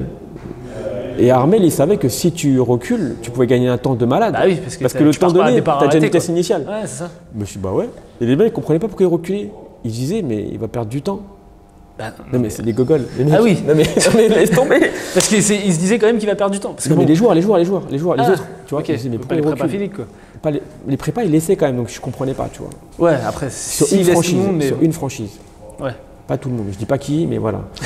Et boum, forcément, il y a un temps de malade. Ils se regardent, mais c'est quoi ce temps? C'est normal, tu vois. Après, sur d'autres franchises, c'était carré plutôt, enfin plus ou moins. Mais par contre, il était vraiment bon, tu vois. déjà, il est au-dessus de Scotty Barnes, alors qu'on était à 1 seconde de retard. Après, pour voir Armel et pour voir. Enfin, Scotty Barnes, je l'ai jamais vu en vrai. Hein. Je pense qu'en vrai, c'est autre chose. Hein. C'est monstrueux. Hein. On avait 1 seconde de retard. Ouais, mais Armel est monstrueux physiquement. Il est très très bien. Et franchement, c'est un athlète de fou. Et même là, on a vu sur la Summer League. Il est très très là bien. où il a été bon, c'est dominé physiquement. Hein. Il est très très bien par rapport à ça. Et même quand il était au Mets et tout. Mais en fait, ce qui est fou, c'est que sur certaines séances qu'on avait, il était au-dessus de ce qu'il pouvait, de ce qu'il est sur un terrain. Ouais. Donc l'idée, c'est de transposer ça maintenant, tu vois. Et non, il est très très bien. Enfin, moi, j'adore, tu vois. Et en plus, professionnellement, c'est charmé parce que tu peux discuter, on peut échanger, et en fonction de ses attentes et ses besoins, on trace le truc, tu vois. Et on a une ligne droite, et vas-y, on y va. Et il va écouter jusqu'au bout. Et ça, non, mais c'est une relation de confiance. C'est-à-dire que c'est comme si tu me disais, Song, c'est par rapport à ce qu'on va faire qu'on va savoir ou pas si on va être en NBA, tu vois. Ouais. Mais moi, déjà, ça me fout les jetons. Donc, tu es obligé de bosser tout le temps. Et donc, j'étais souvent sur l'ordinateur en train de regarder les data, tout le temps, enfin, quasiment tout le temps. Ouais. Je comparais toujours à Scotty, je regardais, ok, c'est ça, ok, il faut qu'on fasse comme ça. Je regardais par exemple les angles de force au niveau du genou où il avait plus de force. Bah, tu sais, des fois, tu as cet angle-là, tu mets un dynamomètre, tu regardes le plus de force. Et en fonction de l'angle, il fallait, quand il changeait de direction, il fallait placer cet angle-là pour qu'il soit prêt à repartir de l'autre côté. C'est hyper pointilleux. On était obligé d'arriver à là parce que je devais bachoter, sur le shuttle run. Et je devais savoir combien de pas il faisait à droite, combien de pas il faisait à gauche, si c'était plus performant en partant à gauche en premier ou à droite en premier. Ouais. Parce que tu sais, faut optimiser au maximum. Obligé. Ouais. Et c'était chambé comme expérience, parce que moi ça m'a permis de upgrader de fou, tu vois. Et surtout quand ça marche à la fin, quoi. Mais bien sûr. Tu te dis putain, en fait on a fait tout ça, on a été précis et tout, et ça paye. Et ça paye, parce qu'en fait on savait que les clubs qui étaient intéressés, c'était les Lakers. Et 55e position, c'était Bronny, c'est obligé, tu vois. Ouais. Et donc, si personne ne le prenait, il savait qu'il allait avoir un contrat quelque part, tu vois, je pense. Et je trouve que tant mieux pour lui, on était très contents, parce que vaut mieux avoir un two-way qu'être drafté. Ah ouais? Quand tu es drafté 45 ou 63, oui, t'as pas de contrat garanti. Bah non. T'as pas de contrat garanti, sauf si t'es Bronny James. Là, tu signes à 8 millions. Mais ça on ne dira rien. mais c'est cool, tu vois. Non, mais de toute façon, encore mieux. Et on l'a vu sur les matchs de Summer League. Tu vois, par exemple, il y avait un autre Français, Modiara, qui était aussi dans la Summer League. Là, il est Limoges. C'est ça, qui lui ne jouait pas beaucoup. Armel, on a vu qu'il a été responsabilisé dans la Summer League. Voilà, il compte sur lui, donc comme tu dis, ils l'ont pas drafté, mais ils l'ont donné un two-way directement. On sait que les two-way, des fois, ça joue pas forcément NBA, etc. Mais au moins, il a un pied dans le truc. Ça reste encore un jeune joueur, il va tout donner, tu vois. Et en plus, il a cette attitude. Moi, j'avais vu les vidéos quand il faisait les workouts, je crois que c'était à Portland. Il y avait la vidéo qui avait tourné un peu. C'est beau, hein. Où justement, il mettait des dunks, il avait de l'énergie, tu vois. C'était vraiment. Et toi, tu as joué au basket, j'ai joué au basket, ça compte. Tu arrives sur un terrain. Tu sais que le mec il va se donner à 100%, tu sais que le mec si tu lui laisses une chance de prendre un rebond off, un rebond def, il va te le prendre. Et les coachs, je pense qu'ils regardent ça. Et franchement, moi je suis content pour lui, hein. Je le connais pas plus que ça, mais tu vois, de ce que tu dis et tout, c'est un bon gars. Moi je l'avais vu quand il avait 14 ans, il s'était entraîné avec nous en région. Le coach Laurent, il avait dit doucement il doit rentrer à l'INSEP, le cas c'est pas trop. Mais il n'avait pas le gabarit que je l'avais revu à l'INSEP quelques années plus tard, parce que c'est un beau bébé quoi. Donc en tout cas ça devait être une vraie expérience. Je sais pas si là en Thaïlande tu auras moins l'occasion de suivre des joueurs comme Thaïlande, ça. J'ai des joueurs qui ont dit qu'ils allaient venir en vacances là-bas et qui allaient peut-être faire des trucs là-bas. Ouais, mais tu ne pourras pas faire toute la saison comme tu as fait avec Armel. Mais après, je suis ouvert à des propositions si jamais je dois me déplacer, tu vois. Ouais. Par exemple, je sais qu'aux États-Unis, là, il y avait Eusel l'année prochaine, Eusel Paris va faire un truc, sûrement EYBL encore. Et donc, si je fais partie du groupe, je viens avec plaisir, tu vois. Et moi, je peux me déplacer. Tu sais, la Thaïlande, c'est pas, j'habiterai pas en France, mais c'est facile d'accès quand même. Tu vois. Tu peux venir facilement. Tu vois, j'aurais kiffé, par exemple, cette année, m'occuper de. Il y a 5 joueurs qui vont se présenter à la draft cette année. Il y a Nolan. Comment? Nolan Traoré. Alors Nolan, oui. Alors Nolan, il est déjà très très bien entouré, et donc vraiment, il faut pas l'influencer. Je pense que c'est en fonction des affinités aussi, c'est-à-dire que s'il a déjà un environnement qui est déjà ready, tu vois, il faut le laisser, tu vois, on n'influence pas, moi j'influence pas du tout le groupe. Elle est déjà pro en plus, il est déjà très bien, ça marche. Il a 50 ans, c'est cool, vraiment, en plus c'est un super mec, hein, vraiment comme son frère, vraiment sa maman, vraiment, ils ont bien éduqué leurs enfants et vraiment très humble. Voilà. Oui, c'est vrai que pour ceux qui savent pas, c'est le frère d'Armel du coup. Ouais, c'est le frère d'Armel.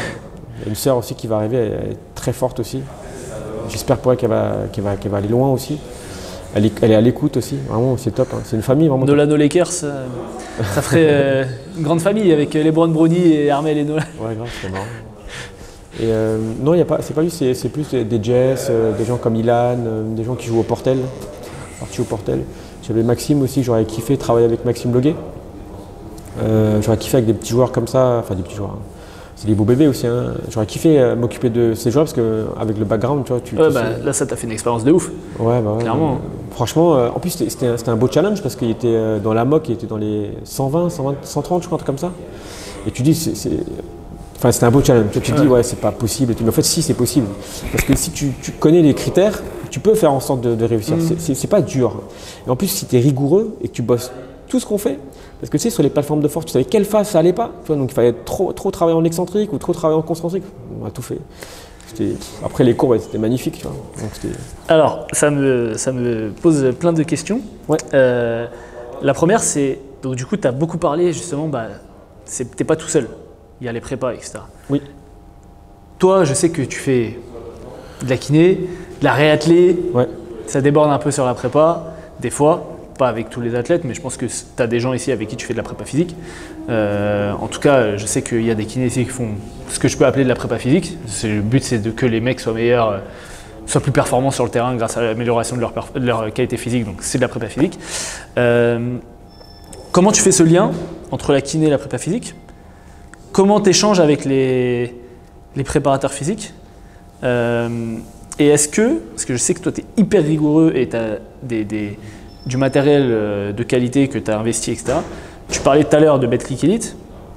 Est-ce qu'en BetClick Elite, c'est aussi poussé dans l'évaluation du joueur, dans la précision de la charge de travail, etc., que ce que tu fais toi, par exemple, tout seul? Je pense que les gros clubs peuvent se permettre.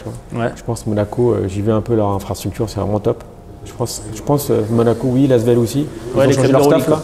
Ouais, ils ont changé leur staff là, mais après les clubs où j'ai regardé, où je me suis renseigné un petit peu, ils ont très peu de données, tu vois. Ils sont moins sur les données, ou sinon ils ont, je sais pas, je pense pas qu'ils s'interrogent beaucoup là-dessus. Et puis c'est pas leur priorité. Hein.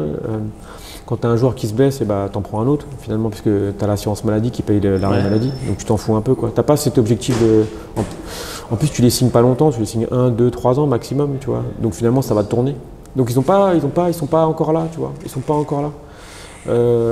Donc c'est pour ça que les jeunes, c'est très intéressant en centre de formation. À Paris Basket, je me suis éclaté. À part là, ces dernières années où ça s'est pas très bien passé, ou sinon à Boulogne, je me suis éclaté. Mais vraiment, en plus, il y avait une écoute, il y avait des échanges. Donc ils savaient pourquoi je suis là, qu'est-ce que je faisais.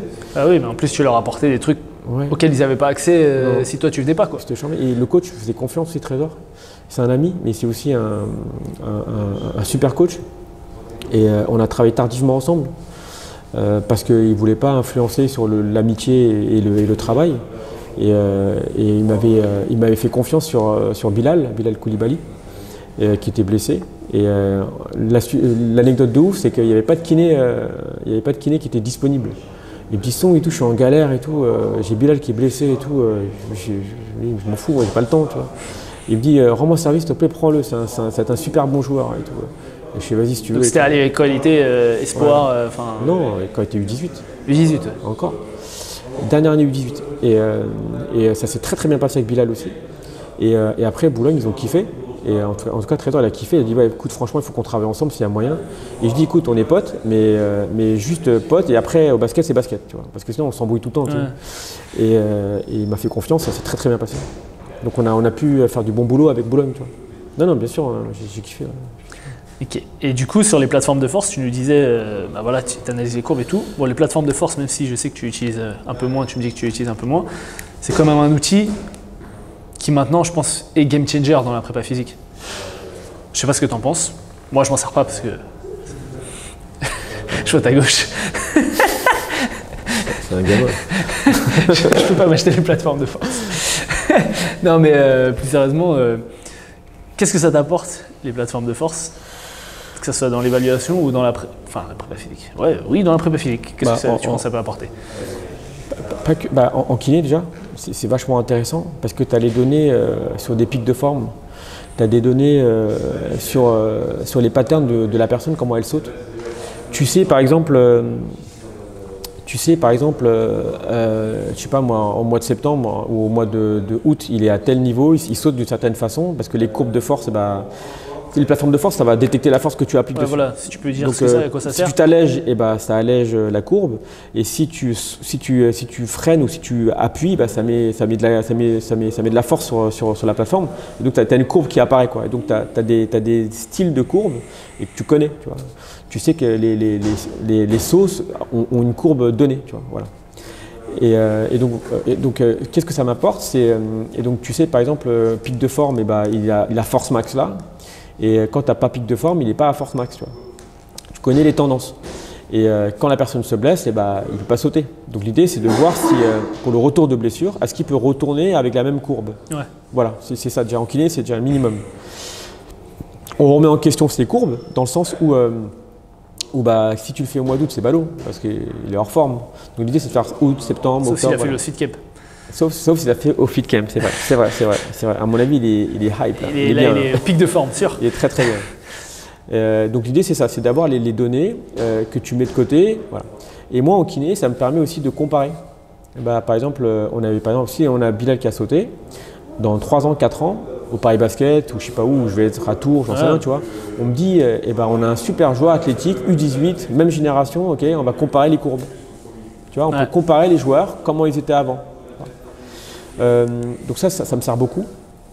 Et je vous avais dit que quand vous vous allégez, ça met moins de force. Donc tu as des tendances en excentrique, en concentrique quand tu commences à pousser, ou le transfert entre excentrique et concentrique. C'est le fait d'emmagasiner de l'énergie pour le restituer. On parle de transfert excentrique-concentrique. Et ça, tu le vois aussi. Tu le vois sur la courbe. Et tu peux voir que, par exemple, quand il y a des asymétries, parce que le pied gauche n'est pas le pied droit sur la plateforme, donc tu peux voir la différence entre la gauche et la droite. Tu peux voir s'il y a plus allégé, où il met moins de poids à gauche, moins de poids à droite, plus de poids, tu vois. Donc tu peux savoir quel point il doit améliorer. Ouais. Tu vois, c'est bon, tu as tout trouvé. C'est intéressant, par exemple, est-ce que sur de l'excentrique, est-ce qu'il faut travailler plus l'amorti, est-ce qu'il faut travailler plus l'explosivité concentrique? Tu sais tout ça grâce aux data. C'est ça, tu as des données objectives, quoi. Et à tes yeux, parce qu'il faut les deux. Ouais. Tu vois, il ne faut pas faire l'un sans l'autre. Et donc, si tu n'as que les yeux, tu fais ce que tu peux. Mais dans le haut niveau, c'est compliqué de justifier qu'on va travailler ça. Tu as vu mon gabarit? Je vais dire, écoute Armel, on va travailler ça. Écoute Victor, on va travailler ça. Mais t'es qui toi, tu vois? Je suis Dieu, j'ai les yeux de Dieu, tu vois. Je ne peux pas faire ça, tu vois. Et donc, ok, moi j'explique. Donc je dis, voilà, ta courbe elle est comme ça parce que ça. C'est cool, je comprends mieux, tu vois. En plus, tu éduques les gens. Oui. Mais en plus, c'est hyper ludique. Tu vois, quand t'as pas l'occasion d'en faire souvent et tout, tu fais ça, tu vois des cours, des trucs.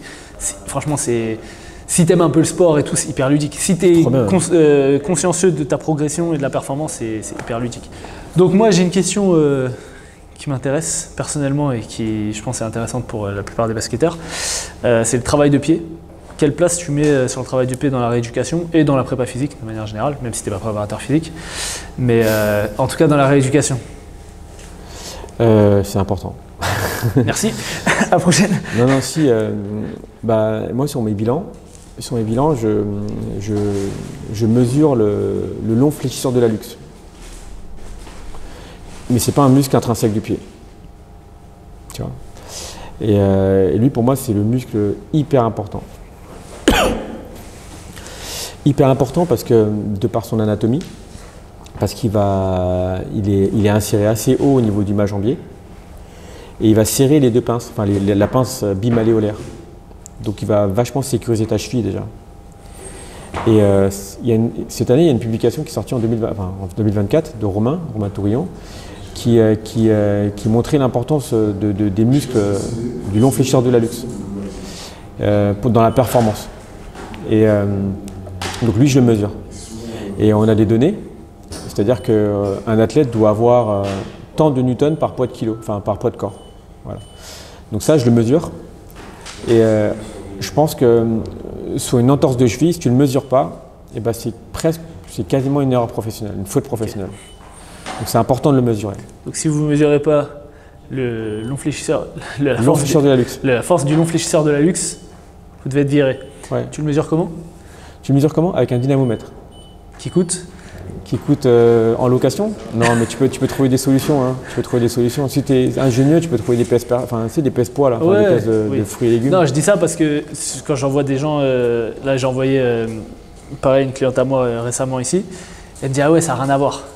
Là c'est la nouvelle école, tu fais les tests, rien que le bilan en fait il est poussé quoi. Tu vois, donc venez, je fais aussi de la promo Olympiade Kinésport pour ceux qui ont des problèmes. Voilà, vous avez du matos qui permettent aussi de. Tu dis que c'est une faute de professionnel de ne pas pouvoir le trouver, mais vous avez Mais c'est une faute professionnelle de ne pas avoir un dynamomètre pour un kiné. Ah ouais? Point barre. On n'en parle même pas. Tu n'as pas de dynamomètre, tu ne sais pas comment tu fais. Mais je pense qu'il y a énormément de kinés. Non, ils sont cons. J'exagère, mais tu ne peux pas ne pas avoir de dynamomètre, c'est pas possible. Même moi, je pars en talent, je pars avec un dynamomètre. Ouais, mais tu je vois. pars avec un dynamomètre. Regarde, moi, quand je suis venu la dernière fois, c'était pourquoi? Je crois que c'était au tibia, où j'avais mal au tibia. C'était Olivier qui m'avait pris, qui avait fait des mesures avec le dynamomètre. C'est la première fois, pourtant j'avais déjà été chez le kiné, qu'on me faisait des mesures au dynamomètre. C'est quand même récent. Oui, mais alors maintenant, j'ai envie de te dire, tu peux être con, mais tu ne peux pas le rester. Oui, voilà. Parce que donc, toi, tu n'avais pas de dynamomètre avant. Donc j'étais con, mais je ne suis pas resté. Tout à ton honneur. Donc je dis toujours, il y a des choses que tu ne sais pas, mais tu ne peux pas me permettre de rester sans le savoir. Tu vois. Il faut toujours avoir cette savoir, il faut toujours connaître, avoir la connaissance. Donc voilà, pour moi, un dynamomètre, c'est le minimum, c'est l'alphabet. Et du coup, sur le long fléchisseur de la luxe, tu as l'aspect stabilité de cheville. Est-ce qu'il y a… Non, tu ne mesures pas comme ça. La stabilité de la cheville, tu ne vas pas le mesurer comme ça. Non, pas pour le mesurer, mais ce que je veux dire, c'est qu'il a un rôle dans la stabilité de la cheville, c'est ce que tu disais. Bien sûr. Voilà. Est-ce qu'il a aussi un rôle de performance? Totalement. Dans le saut, dans la course, dans la propulsion horizontale et dans la propulsion verticale. Totalement.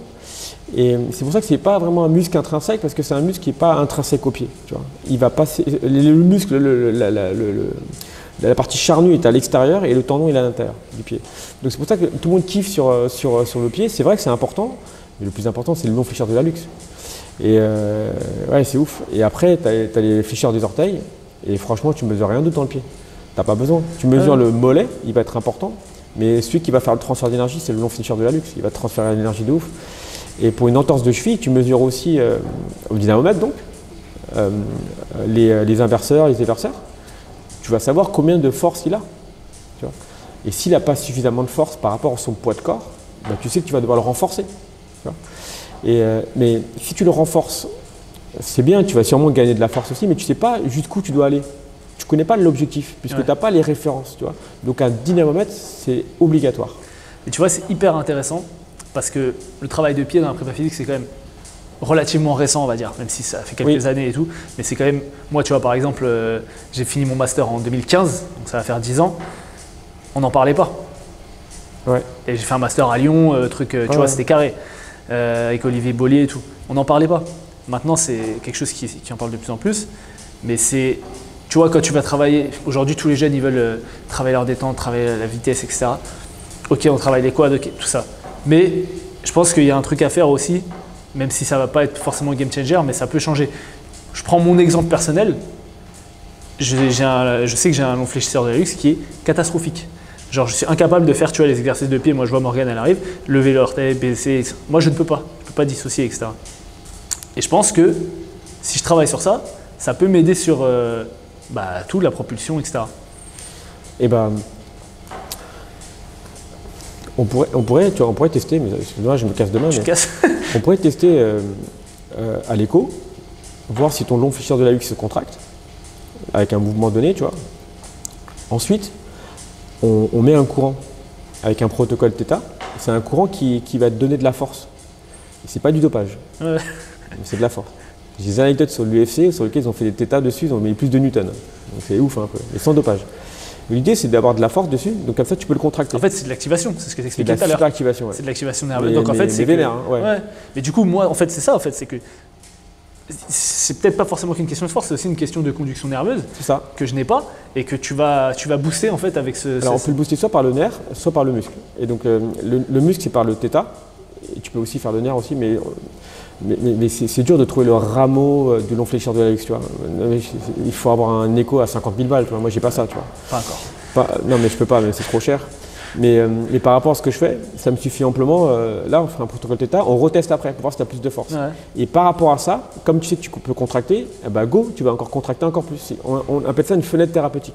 Je prends mon billet pour la Thaïlande demain. Je suis bien, j'accepte du monde, il Carré. n'y a pas de problème, vous venez. Non Parfait. mais vraiment, c'est l'idée, tu vois. Non mais du coup, ouais, donc le travail de pied, voilà, c'est Et même retester sur plateforme de force pour voir si tu as plus de détente. exactement. Tu vois. Comme ça, on est plutôt bien. Il y a aussi un truc important sur les pieds. C'est que tu essaies par rapport aux chaussures, le fait d'avoir beaucoup trop de technologie n'est pas forcément bon, tu sais, par rapport aux pieds. Donc, essaie de marcher le plus possible pieds nus dans la vie de tous les jours. Toi, t'es partisan des chaussures minimalistes ou pas? Je sais qu'il y avait un moment où tu avais alors pas les tout le five temps. fingers. Alors, je les mets souvent. Chez moi, je les ai toujours. Je les mets pas tout le temps. Mais l'idée, c'est de garder toujours ce côté minimaliste pour renforcer le pied. Mais avoir totalement un confort avec des Air Max tout le temps, c'est pas forcément bon. Et avoir un minimaliste tout le temps, c'est pas forcément bon. Voilà, je préviens, parce que moi c'est ce que j'ai fait, c'est pour ça que je suis venu pour mon tibia. Oh mais non, c'est bête. Chaussures minimalistes du jour au lendemain, manif contre la réforme des retraites, 4 heures, premier jour où je mets les trucs, je mets les chaussures minimalistes, bah… Oh. Tous les mecs qui vont te marcher sur le pied en plus. Ouais. Non, mais Tous les c'est pas CRS. ça. Tu peux pas. Donc progressif. Tes muscles, ils sont pas prêts. Ça. Ils sont pas prêts du tout. C'est-à-dire que tout l'onde de choc, il n'est pas absorbé par les muscles, ils sont absorbés directement sur le tibia. Tu vois, j'étais con et je suis resté con. Enfin, mais il faut pas le rester. Hein? Non mais surtout que avant d'acheter ces trucs-là, je m'étais renseigné. J'ai pas acheté ça, tu vois, j'avais vu justement les bienfaits que ça pouvait avoir. Et tout le monde disait, il faut y aller progressivement, il faut y aller progressivement. Et moi, je dis, bon, vas-y, j'ai la flemme de prendre 2 paires de chaussures. Ah ouais, c'est pour ça que j'avais eu ces douleurs-là. Mais ouais, c'est con. Ok, donc sur le pied, on a fait le tour, ouais. C'est un bien grand mot. Hein. J'aimerais revenir un petit peu sur la tendinopathie. Du tendon rotulien, enfin les tendinopathies en général. Et tu disais du coup que, alors avant, il y a assez longtemps, sur les tendinites qu'on appelait les tendinites, on disait repos froid. Donc on a vite compris que c'était pas, on a compris que c'était pas la solution, que la solution c'était quand même une remise en charge progressive du tendon. Il y a eu plusieurs études, plusieurs auteurs, notamment Jill Cook, qui a un protocole de Stanish aussi. Où est-ce qu'on en est parce qu'il y a beaucoup de choses qui ont été remises en cause. Où est-ce qu'on en est récemment comment toi tu traites les tendinopathies? Et allez, on peut dire plus précisément la tendinopathie du tendon rotulien, donc le jumper's knee, sur lequel j'avais volé tous tes exercices pour faire une vidéo YouTube. Je vous invite à aller la voir, même si apparemment il y a des trucs qui sont plus tout à fait vrais. Là, je suis en train de bosser encore, je retravaille sur le protocole, là, sur les protocoles personnels sur lesquels je vais développer pour les joueurs. Mais alors où est-ce qu'on en est? Alors, l'isométrie, c'est bien, mais c'est pas parfait. Et après, il y a des phases en tendinopathie. En fait, tu as des phases, les premières phases, c'est les phases de gonflement. C'est le tendon qui prend de l'épaisseur, en largeur surtout. Et en fait, il s'imbibe d'eau. Ça, c'est l'exemple, c'est une personne qui fait pas trop de sport et un jour qui fait une rando de ouf, tu vois. Ouais. Ou qui fait pas de basket et qui fait du basket juste après. Il a des douleurs de type tendinopathie. Et c'est un tendon qui s'est mal adapté, mais rapidement, tu vois. Et donc ça se résout en repos. Alors que je ne l'aurais pas fait forcément en repos. Mais après, on n'a pas le même sujet, c'est-à-dire j'ai plutôt des sujets sportifs. Tu vois. Donc c'est plutôt du repos sur une semaine pour que le gonflement d'eau diminue. Mais si la même personne refait après sa semaine de repos 8 heures de basket d'affilée, il va avoir la même réaction. Bah oui. Voilà, c'est toujours dans la progressivité en fait. C'est toujours dans la progressivité. C'est pour ça que dans les phases de préparation physique, forcément, tu n'es pas obligé de tout booster d'un coup, tu vois. Ouais. Tu vois ce que je veux dire, dans les débuts de saison. Et c'est ce qu'on voit souvent, il y a des mecs qui se blessent trop vite.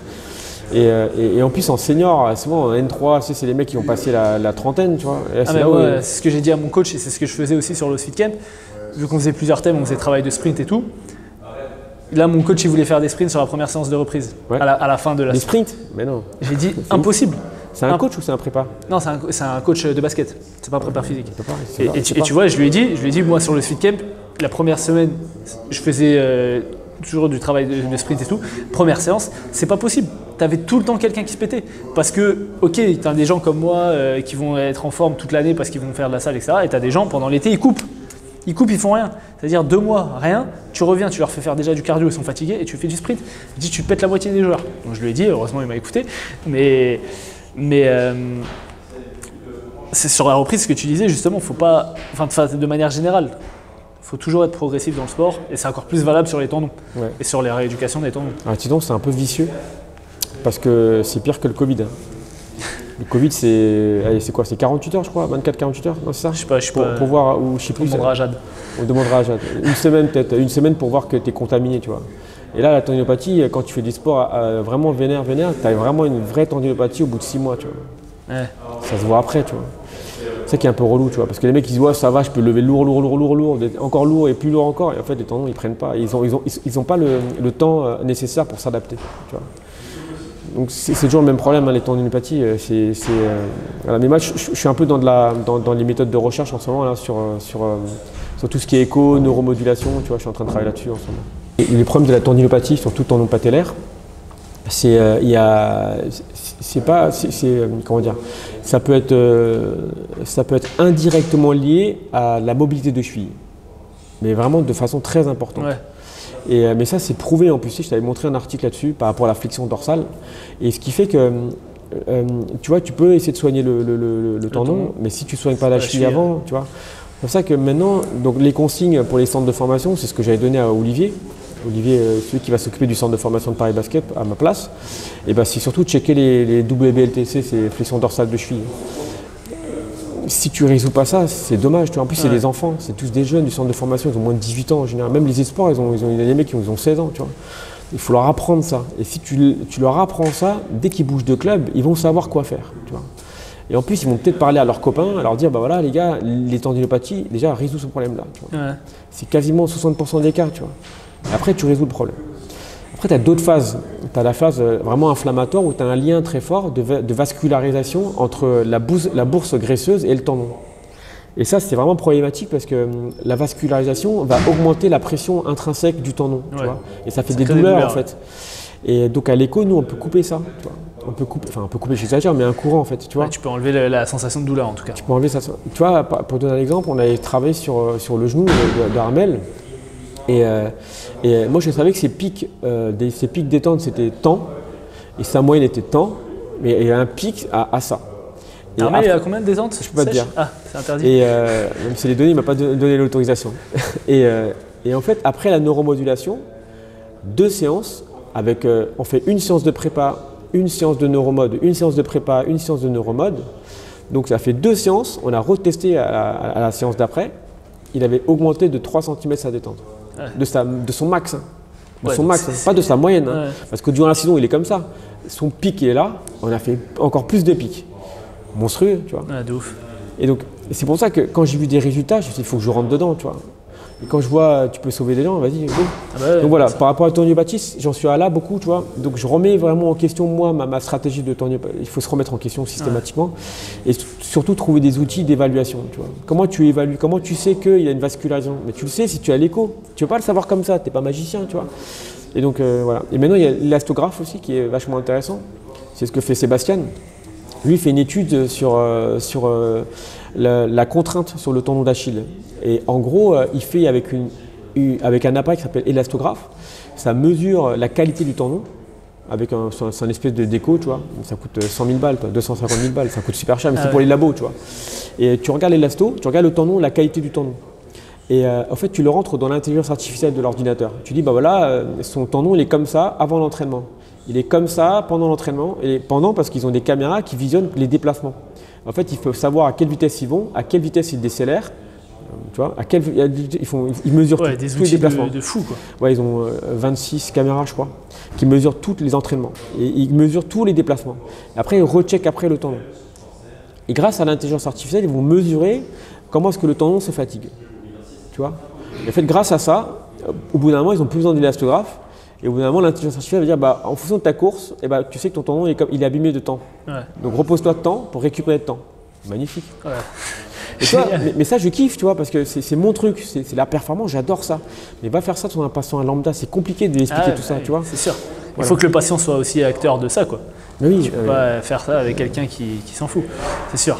Mais du coup, pour rebondir sur ce que tu viens de dire, là, tu as parlé d'évaluation. Oui. Donc il y a l'élastographe, là tu nous as parlé d'échographie, Oui. tu nous as parlé du dynamomètre, des plateformes de force. Oui. Tu as dit aussi que voilà, la flexion dorsale de la cheville, c'était quelque chose à évaluer quand tu étais sur le centre de formation sur les basketteurs. Comment tu évalues, on va dire, un basketteur en général sur ses qualités physiques? Ouais. Pour toi, qu'est-ce qui est primordial? Pour moi, ce qui est primordial, c'est ses antécédents. Qu'est-ce qu'il a eu auparavant? Est-ce qu'il y a eu des gènes? Est-ce qu'il y a eu des blessures auparavant? Et je vais me focaliser là-dessus. Je ne vais pas me focaliser sur tout parce que par rapport déjà à ses antécédents, ça me prend 2h30. Ouais. Minimum. Donc, en plus, c'est biaisé parce que pendant 2h30, tu fais des tests. Imagine-toi, tu dis à la personne de sauter, de faire un test de force sur les inverseurs, test de force sur… il est fatigué. Au bout d'un moment, Il est fatigué. Et en fait, même mes données sont plus pertinentes. Tu vois. Et donc, je me focalise sur ses antécédents. Et si je le revois les autres fois, bah pourquoi pas, tu vois. Alors, on va me dire, ouais, j'ai une tendinopathie du tendon d'Achillien. Ok, bah moi je vais faire, déjà si je le sais à l'avance, et bah, je vais regarder, si tu me connais, je regarde un peu ce qui se fait actuellement sur les tendons d'Achille, qu'est-ce qu'ils font comme test, ok, bah, je vais revoir dessus et je vais remettre sur mes bilans. Tu vois. Et je redonne un bilan en PDF et là comme ça on est carré là-dessus. Mais je suis obligé de tout mesurer, tout mesurer, pas tout, mais tout par rapport à ses antécédents. Et le must, c'est le jeu. C'est pour ça que je te disais, moi j'ai pas vu de match d'Euroleague cette année parce que j'ai vu les matchs d'Armel, tu vois. Parce qu'il fallait que je vois comment il joue. Il avait qu'à jouer l'Euroleague lui aussi. Ah ouais, ça a été bien, mais j'aurais kiffé. Hein, j'aurais kiffé. Après, c'était plus dans l'analyse de son jeu, tu vois, comment il joue, comment il saute, pourquoi il saute si loin. Et tu le regardes pas le match en mode je regarde une fois et ça y est. Je regarde une fois, je recheck. Et après, je fais un débrief par texto, tu vois, ou par appel, ça dépend, tu vois. Et ça prend du temps, tout ça, tu vois. Donc l'analyse de vidéo, c'est pas l'analyse comme toi tu fais sur tes vidéos, tu vois, c'est l'analyse genre comment il bouge, tu vois. Juste ça déjà c'est très bien. Et bah déjà ça me donne des idées sur, ok, bah peut-être qu'on peut travailler ça. Et on se voyait là, après, la semaine d'après, on retravaille là-dessus, tu vois. C'était vachement bien, hein, ça. Hein, donc je fais ces bilans là-dessus, tu vois, beaucoup sur ça. Okay. Par exemple, on avait une joueuse là, une première vraiment meuf pro que j'ai eue, c'était, deuxième ou troisième, tu vois. C'était Dominique Malonga aussi. Okay. Super cette fille, vraiment super humble, très humaine. Et donc voilà, donc on me l'envoie, parce que c'est une agence qui me l'envoie, et on me dit tu fais un bilan là-dessus. Mais je fais mec, tu sais ce que c'est qu'un bilan sur quelqu'un, mais ça prend, je sais pas quoi faire. Je mesure la tête, je mesure quoi, le menton, les abducteurs, je sais pas, tu vois, il y a tellement de trucs. Tu peux pas tout faire. Et donc, grâce à Laurent Gomis, merci. Et je lui dis, Laurent, tu sais que tu la connais, donne-moi son numéro de téléphone, je vais checker un peu ce qu'elle a, tu vois. Donc on s'est appelé. Par rapport à son emploi du temps, tu vois. Et dès qu'on a trouvé le temps, elle m'a donné tous les infos. Là, j'ai préparé un bilan de ouf, tu vois. Et c'était carré. Ouais, donc c'est vraiment au cas par cas, quoi, l'évaluation. Ouais, beaucoup. Ouais. Tu peux pas tout mesurer, c'est pas possible. Et le mec qui va te dire, t'inquiète, je vais le mesurer, tu vas pas te blesser, c'est un menteur, c'est pas possible. Et c'est pas parce que j'ai fait la mesure qu'il va pas se blesser, c'est pas vrai. Oui, de toute façon, tu peux pas éliminer toutes les blessures. Tu peux diminuer le risque, mais tu peux diminuer le risque, tu vois. En fait, pour diminuer le risque d'une blessure, il faut comprendre le mécanisme de blessure. Quel est le mécanisme de blessure? Si tu connais le mécanisme du ligament croisé, il faut éviter d'aller dans ce mécanisme-là. Je t'ai toujours dit ça. Ouais. Et donc, c'est pour ça qu'on parle de valgus, on parle de pied interne, externe, plutôt un interne. On parle aussi de la hanche, parce que la hanche, tu as plutôt faire une rotation interne, donc ce qui fait que si tu n'as pas de rotateur externe, tu n'as pas de fessier, souvent c'est un peu chaud. Comment tu changes de direction? Ça, c'est des analyses de mouvement qui vont être intéressantes pour un sportif de haut niveau. Ou pas, ça peut être un mec du centre de formation, je kifferais autant, tu vois. Mais sauf que les mecs de centre de formation, ils sont 20 000, tu vois, ils sont, je sais pas, 12-15, moi j'ai pas le temps, tu vois. Donc l'idée c'est d'en prendre quelques-uns, travailler avec eux, leur faire comprendre, et surtout, donc ça c'était cool, c'est que ceux qui n'écoutent pas ou ceux qui sont à moitié et viennent en retard, moi je les zappe, j'ai pas le temps, tu vois. On n'a pas le temps avec ça, tu vois. Le tri se fait tout seul. Ah, le tri se fait tout seul, hein. Moi je crois que j'en ai gardé que 2 du centre de formation. Ceux qui et aujourd'hui, ils sont MVP de l'Euroleague. Ils sont MVP? Tu m'as fait peur. Ok, dernière question. Quel conseil tu donnerais à quelqu'un qui sort d'école de kiné pour kiffer son taf et pour être bon? Vas-y, tu as 3 conseils à donner. 3? Ah, parce qu'il y en a plein sinon. J'ai plus de batterie là. Ah, il faut pas courir derrière l'argent, parce que tu te fais de l'argent facilement. Et quand tu cours derrière l'argent, le problème c'est qu'après tu cherches la facilité et tu vas faire des trucs très simples, comme des électrodes, comme des packs de chaux, comme des lasers, des lampes chaudes, ce genre de trucs tu vois, que tu vois beaucoup en salle de kiné. C'est facile, tu mets un dessus, tu prends pas la tête. Et ça me frustre, parce que quand moi je vais chez mes beaux-parents, ils me disent, enfin à l'époque, quand je vois rentrer la famille, ils disent, ah t'es kiné, tu connais bien les lampes chaudes, c'est chaud, tu vois. Et donc ça, c'est ma frustration première. Ah mais c'est pas la même kiné. Non, c'est pas la même kiné. Et donc ça, c'est la première chose. Donc courez pas derrière l'argent, parce que l'argent va venir. De toute façon, quand vous êtes fort, quand vous êtes passionné, l'argent va venir. Non, pas du tout. Moins cette année. Ah, cette année, j'aime beaucoup moins. Il est gêné quand on parle de ça. Non, pas du tout. Vas-y. Et du coup, le deuxième conseil? Deuxième conseil, formez-vous. Parce que je compare souvent à l'école de kiné. Quand vous sortez de l'école de kiné, vous êtes jeune. Mais pour moi, vous avez un niveau de troisième, de brevet des collèges. Mais vraiment de brevet des collèges. Mais tu peux me dire ce que tu veux, c'est un brevet des collèges. Tu me ramènes n'importe qui, même le major de promo. Bon, c'est un second peut-être, tu vois. Mais sinon, ça reste un. Si vous n'êtes pas. Voilà, c'est chaud. Moi, j'en connais un qui est. C'est un pote de pote là. Il a fait sa dernière année de promo de kiné. Il a fait kiné sport. Donc kiné sport, normalement, tu es diplômé pour faire kiné sport. Et donc c'est sur. Il a fait. Tu peux le faire sur 2 ans, mais il le fait sur 1 an. Et il est arrivé major de promo de sa promo en kiné, major de promo en kiné sport. Donc lui, il est bon. Lui, c'est un première, quoi. C'est un première, ouais. Première S. Première S. Il connaît bien son anatomie. Il m'a battu en formation, je l'ai rencontré, il m'a battu en anatomie, mais c'est parce que. Non, il t'a battu, arrête de. Non, parce que ils se sont trompés dans le PDF. Ah, c'est pour ça. Non. Parce que moi, je chipote sur des trucs et j'ai raison. Il m'a battu sur ça. Mais sinon, j'aurais 100% ça. Ouais, je suis sûr. Je suis sûr. Mais bref. Et donc voilà. Donc franchement, les gars, formez-vous parce que vous connaissez rien. Même si vous pensiez connaître. Même moi là maintenant je pense connaître sur des trucs. Dans 3 semaines on va s'appeler, on va se connaître, on va se dire ah putain mais en fait j'ai découvert d'autres trucs tu vois. Donc on ne sait jamais tout tu vois. On fait que apprendre. Donc soyez plus humble. Donc même si vous savez des choses, et soyez humble parce que peut-être que ça va être pas ça dans 2 ans. Ouais, c'est sûr même. Tu vois. Non mais c'est ça. Et en fait formez-vous tout le temps, tenez-vous à. Moi ce que je fais c'est le soir. Tu vois, j'ai envie d'être un bon papa, donc je m'occupe de mes enfants jusqu'à qu'ils dorment. Je m'occupe de ma femme jusqu'à qu'elle dorme et après je bosse. Et parce que comme ça tu vas être un bon kiné. Et bosser tout le temps. Mais de toute façon, tu veux être bon dans ce que tu fais, tu bosses. Et tu vois, des fois je me pose des questions sur des trucs, je sais pas, je pose d'autres questions à d'autres gens, tu vois. Je me pose toujours des bonnes questions, il faut juste se poser des questions. On peut être stupide à un moment donné, mais il ne faut pas le rester. C'est le mojo de le motto de cette vidéo. C'est grave, hein. Ok Song, écoute, merci. Moi je vais juste conclure en disant que je suis très content d'avoir fait cet échange avec toi. Je suis très content de façon d'échanger avec toi à chaque fois. À chaque fois que j'échange avec toi, ça me donne envie. Non mais sérieux, à chaque fois que j'échange avec toi, ça me donne envie de me former, d'en apprendre plus, etc. Parce que tu étais tellement passionné par le truc, tu transmets tellement cette passion que je trouve c'est moi qui suis préparateur physique, qui est un métier dans la même sphère que toi et qui fait surtout du coaching et que des fois je me prends pas la tête forcément parce que j'ai pas des sports studio. Quand je parle avec toi, à chaque fois qu'on s'appelle, à chaque fois je me dis ok, faut que j'en sache plus. Faut que j'en sache plus parce que des fois tu me dis des trucs qui sont de ma spécialité et t'en sais plus que moi. Ah ouais. Tu vois. Et parce que c'est pas le corps de mon travail actuellement. Ouais. Mais du coup, merci parce qu'à chaque fois que je te vois, ça me fait progresser. C'est cool. Là, je vais bosser pendant encore plusieurs semaines grâce à toi. Et j'espère qu'en tout cas cette vidéo, ça va aider des gens aussi, ou ça va motiver des gens à se former plus, à apprendre et à diffuser. Parce qu'en fait, apprendre pour regarder pour soi, ça sert à rien. Donc à diffuser en faisant des formations gratuites, en faisant des vidéos. Parce que là, en vrai, on donne de la connaissance, on la donne gratuitement. Ouais. Tu vois. Donc c'est cool. En tout cas, merci. Merci à toi. Bon vent en Thaïlande. Bon vent. Ouais. Bosse bien. Ouais. Et puis, On se revoit quand tu rentres, sûrement. Bien sûr. C'est aussi je vais en Thaïlande. Abonnez-vous, partagez et aussi abonnez-vous à son compte Instagram puisque maintenant il veut devenir influenceur, il me demande des conseils.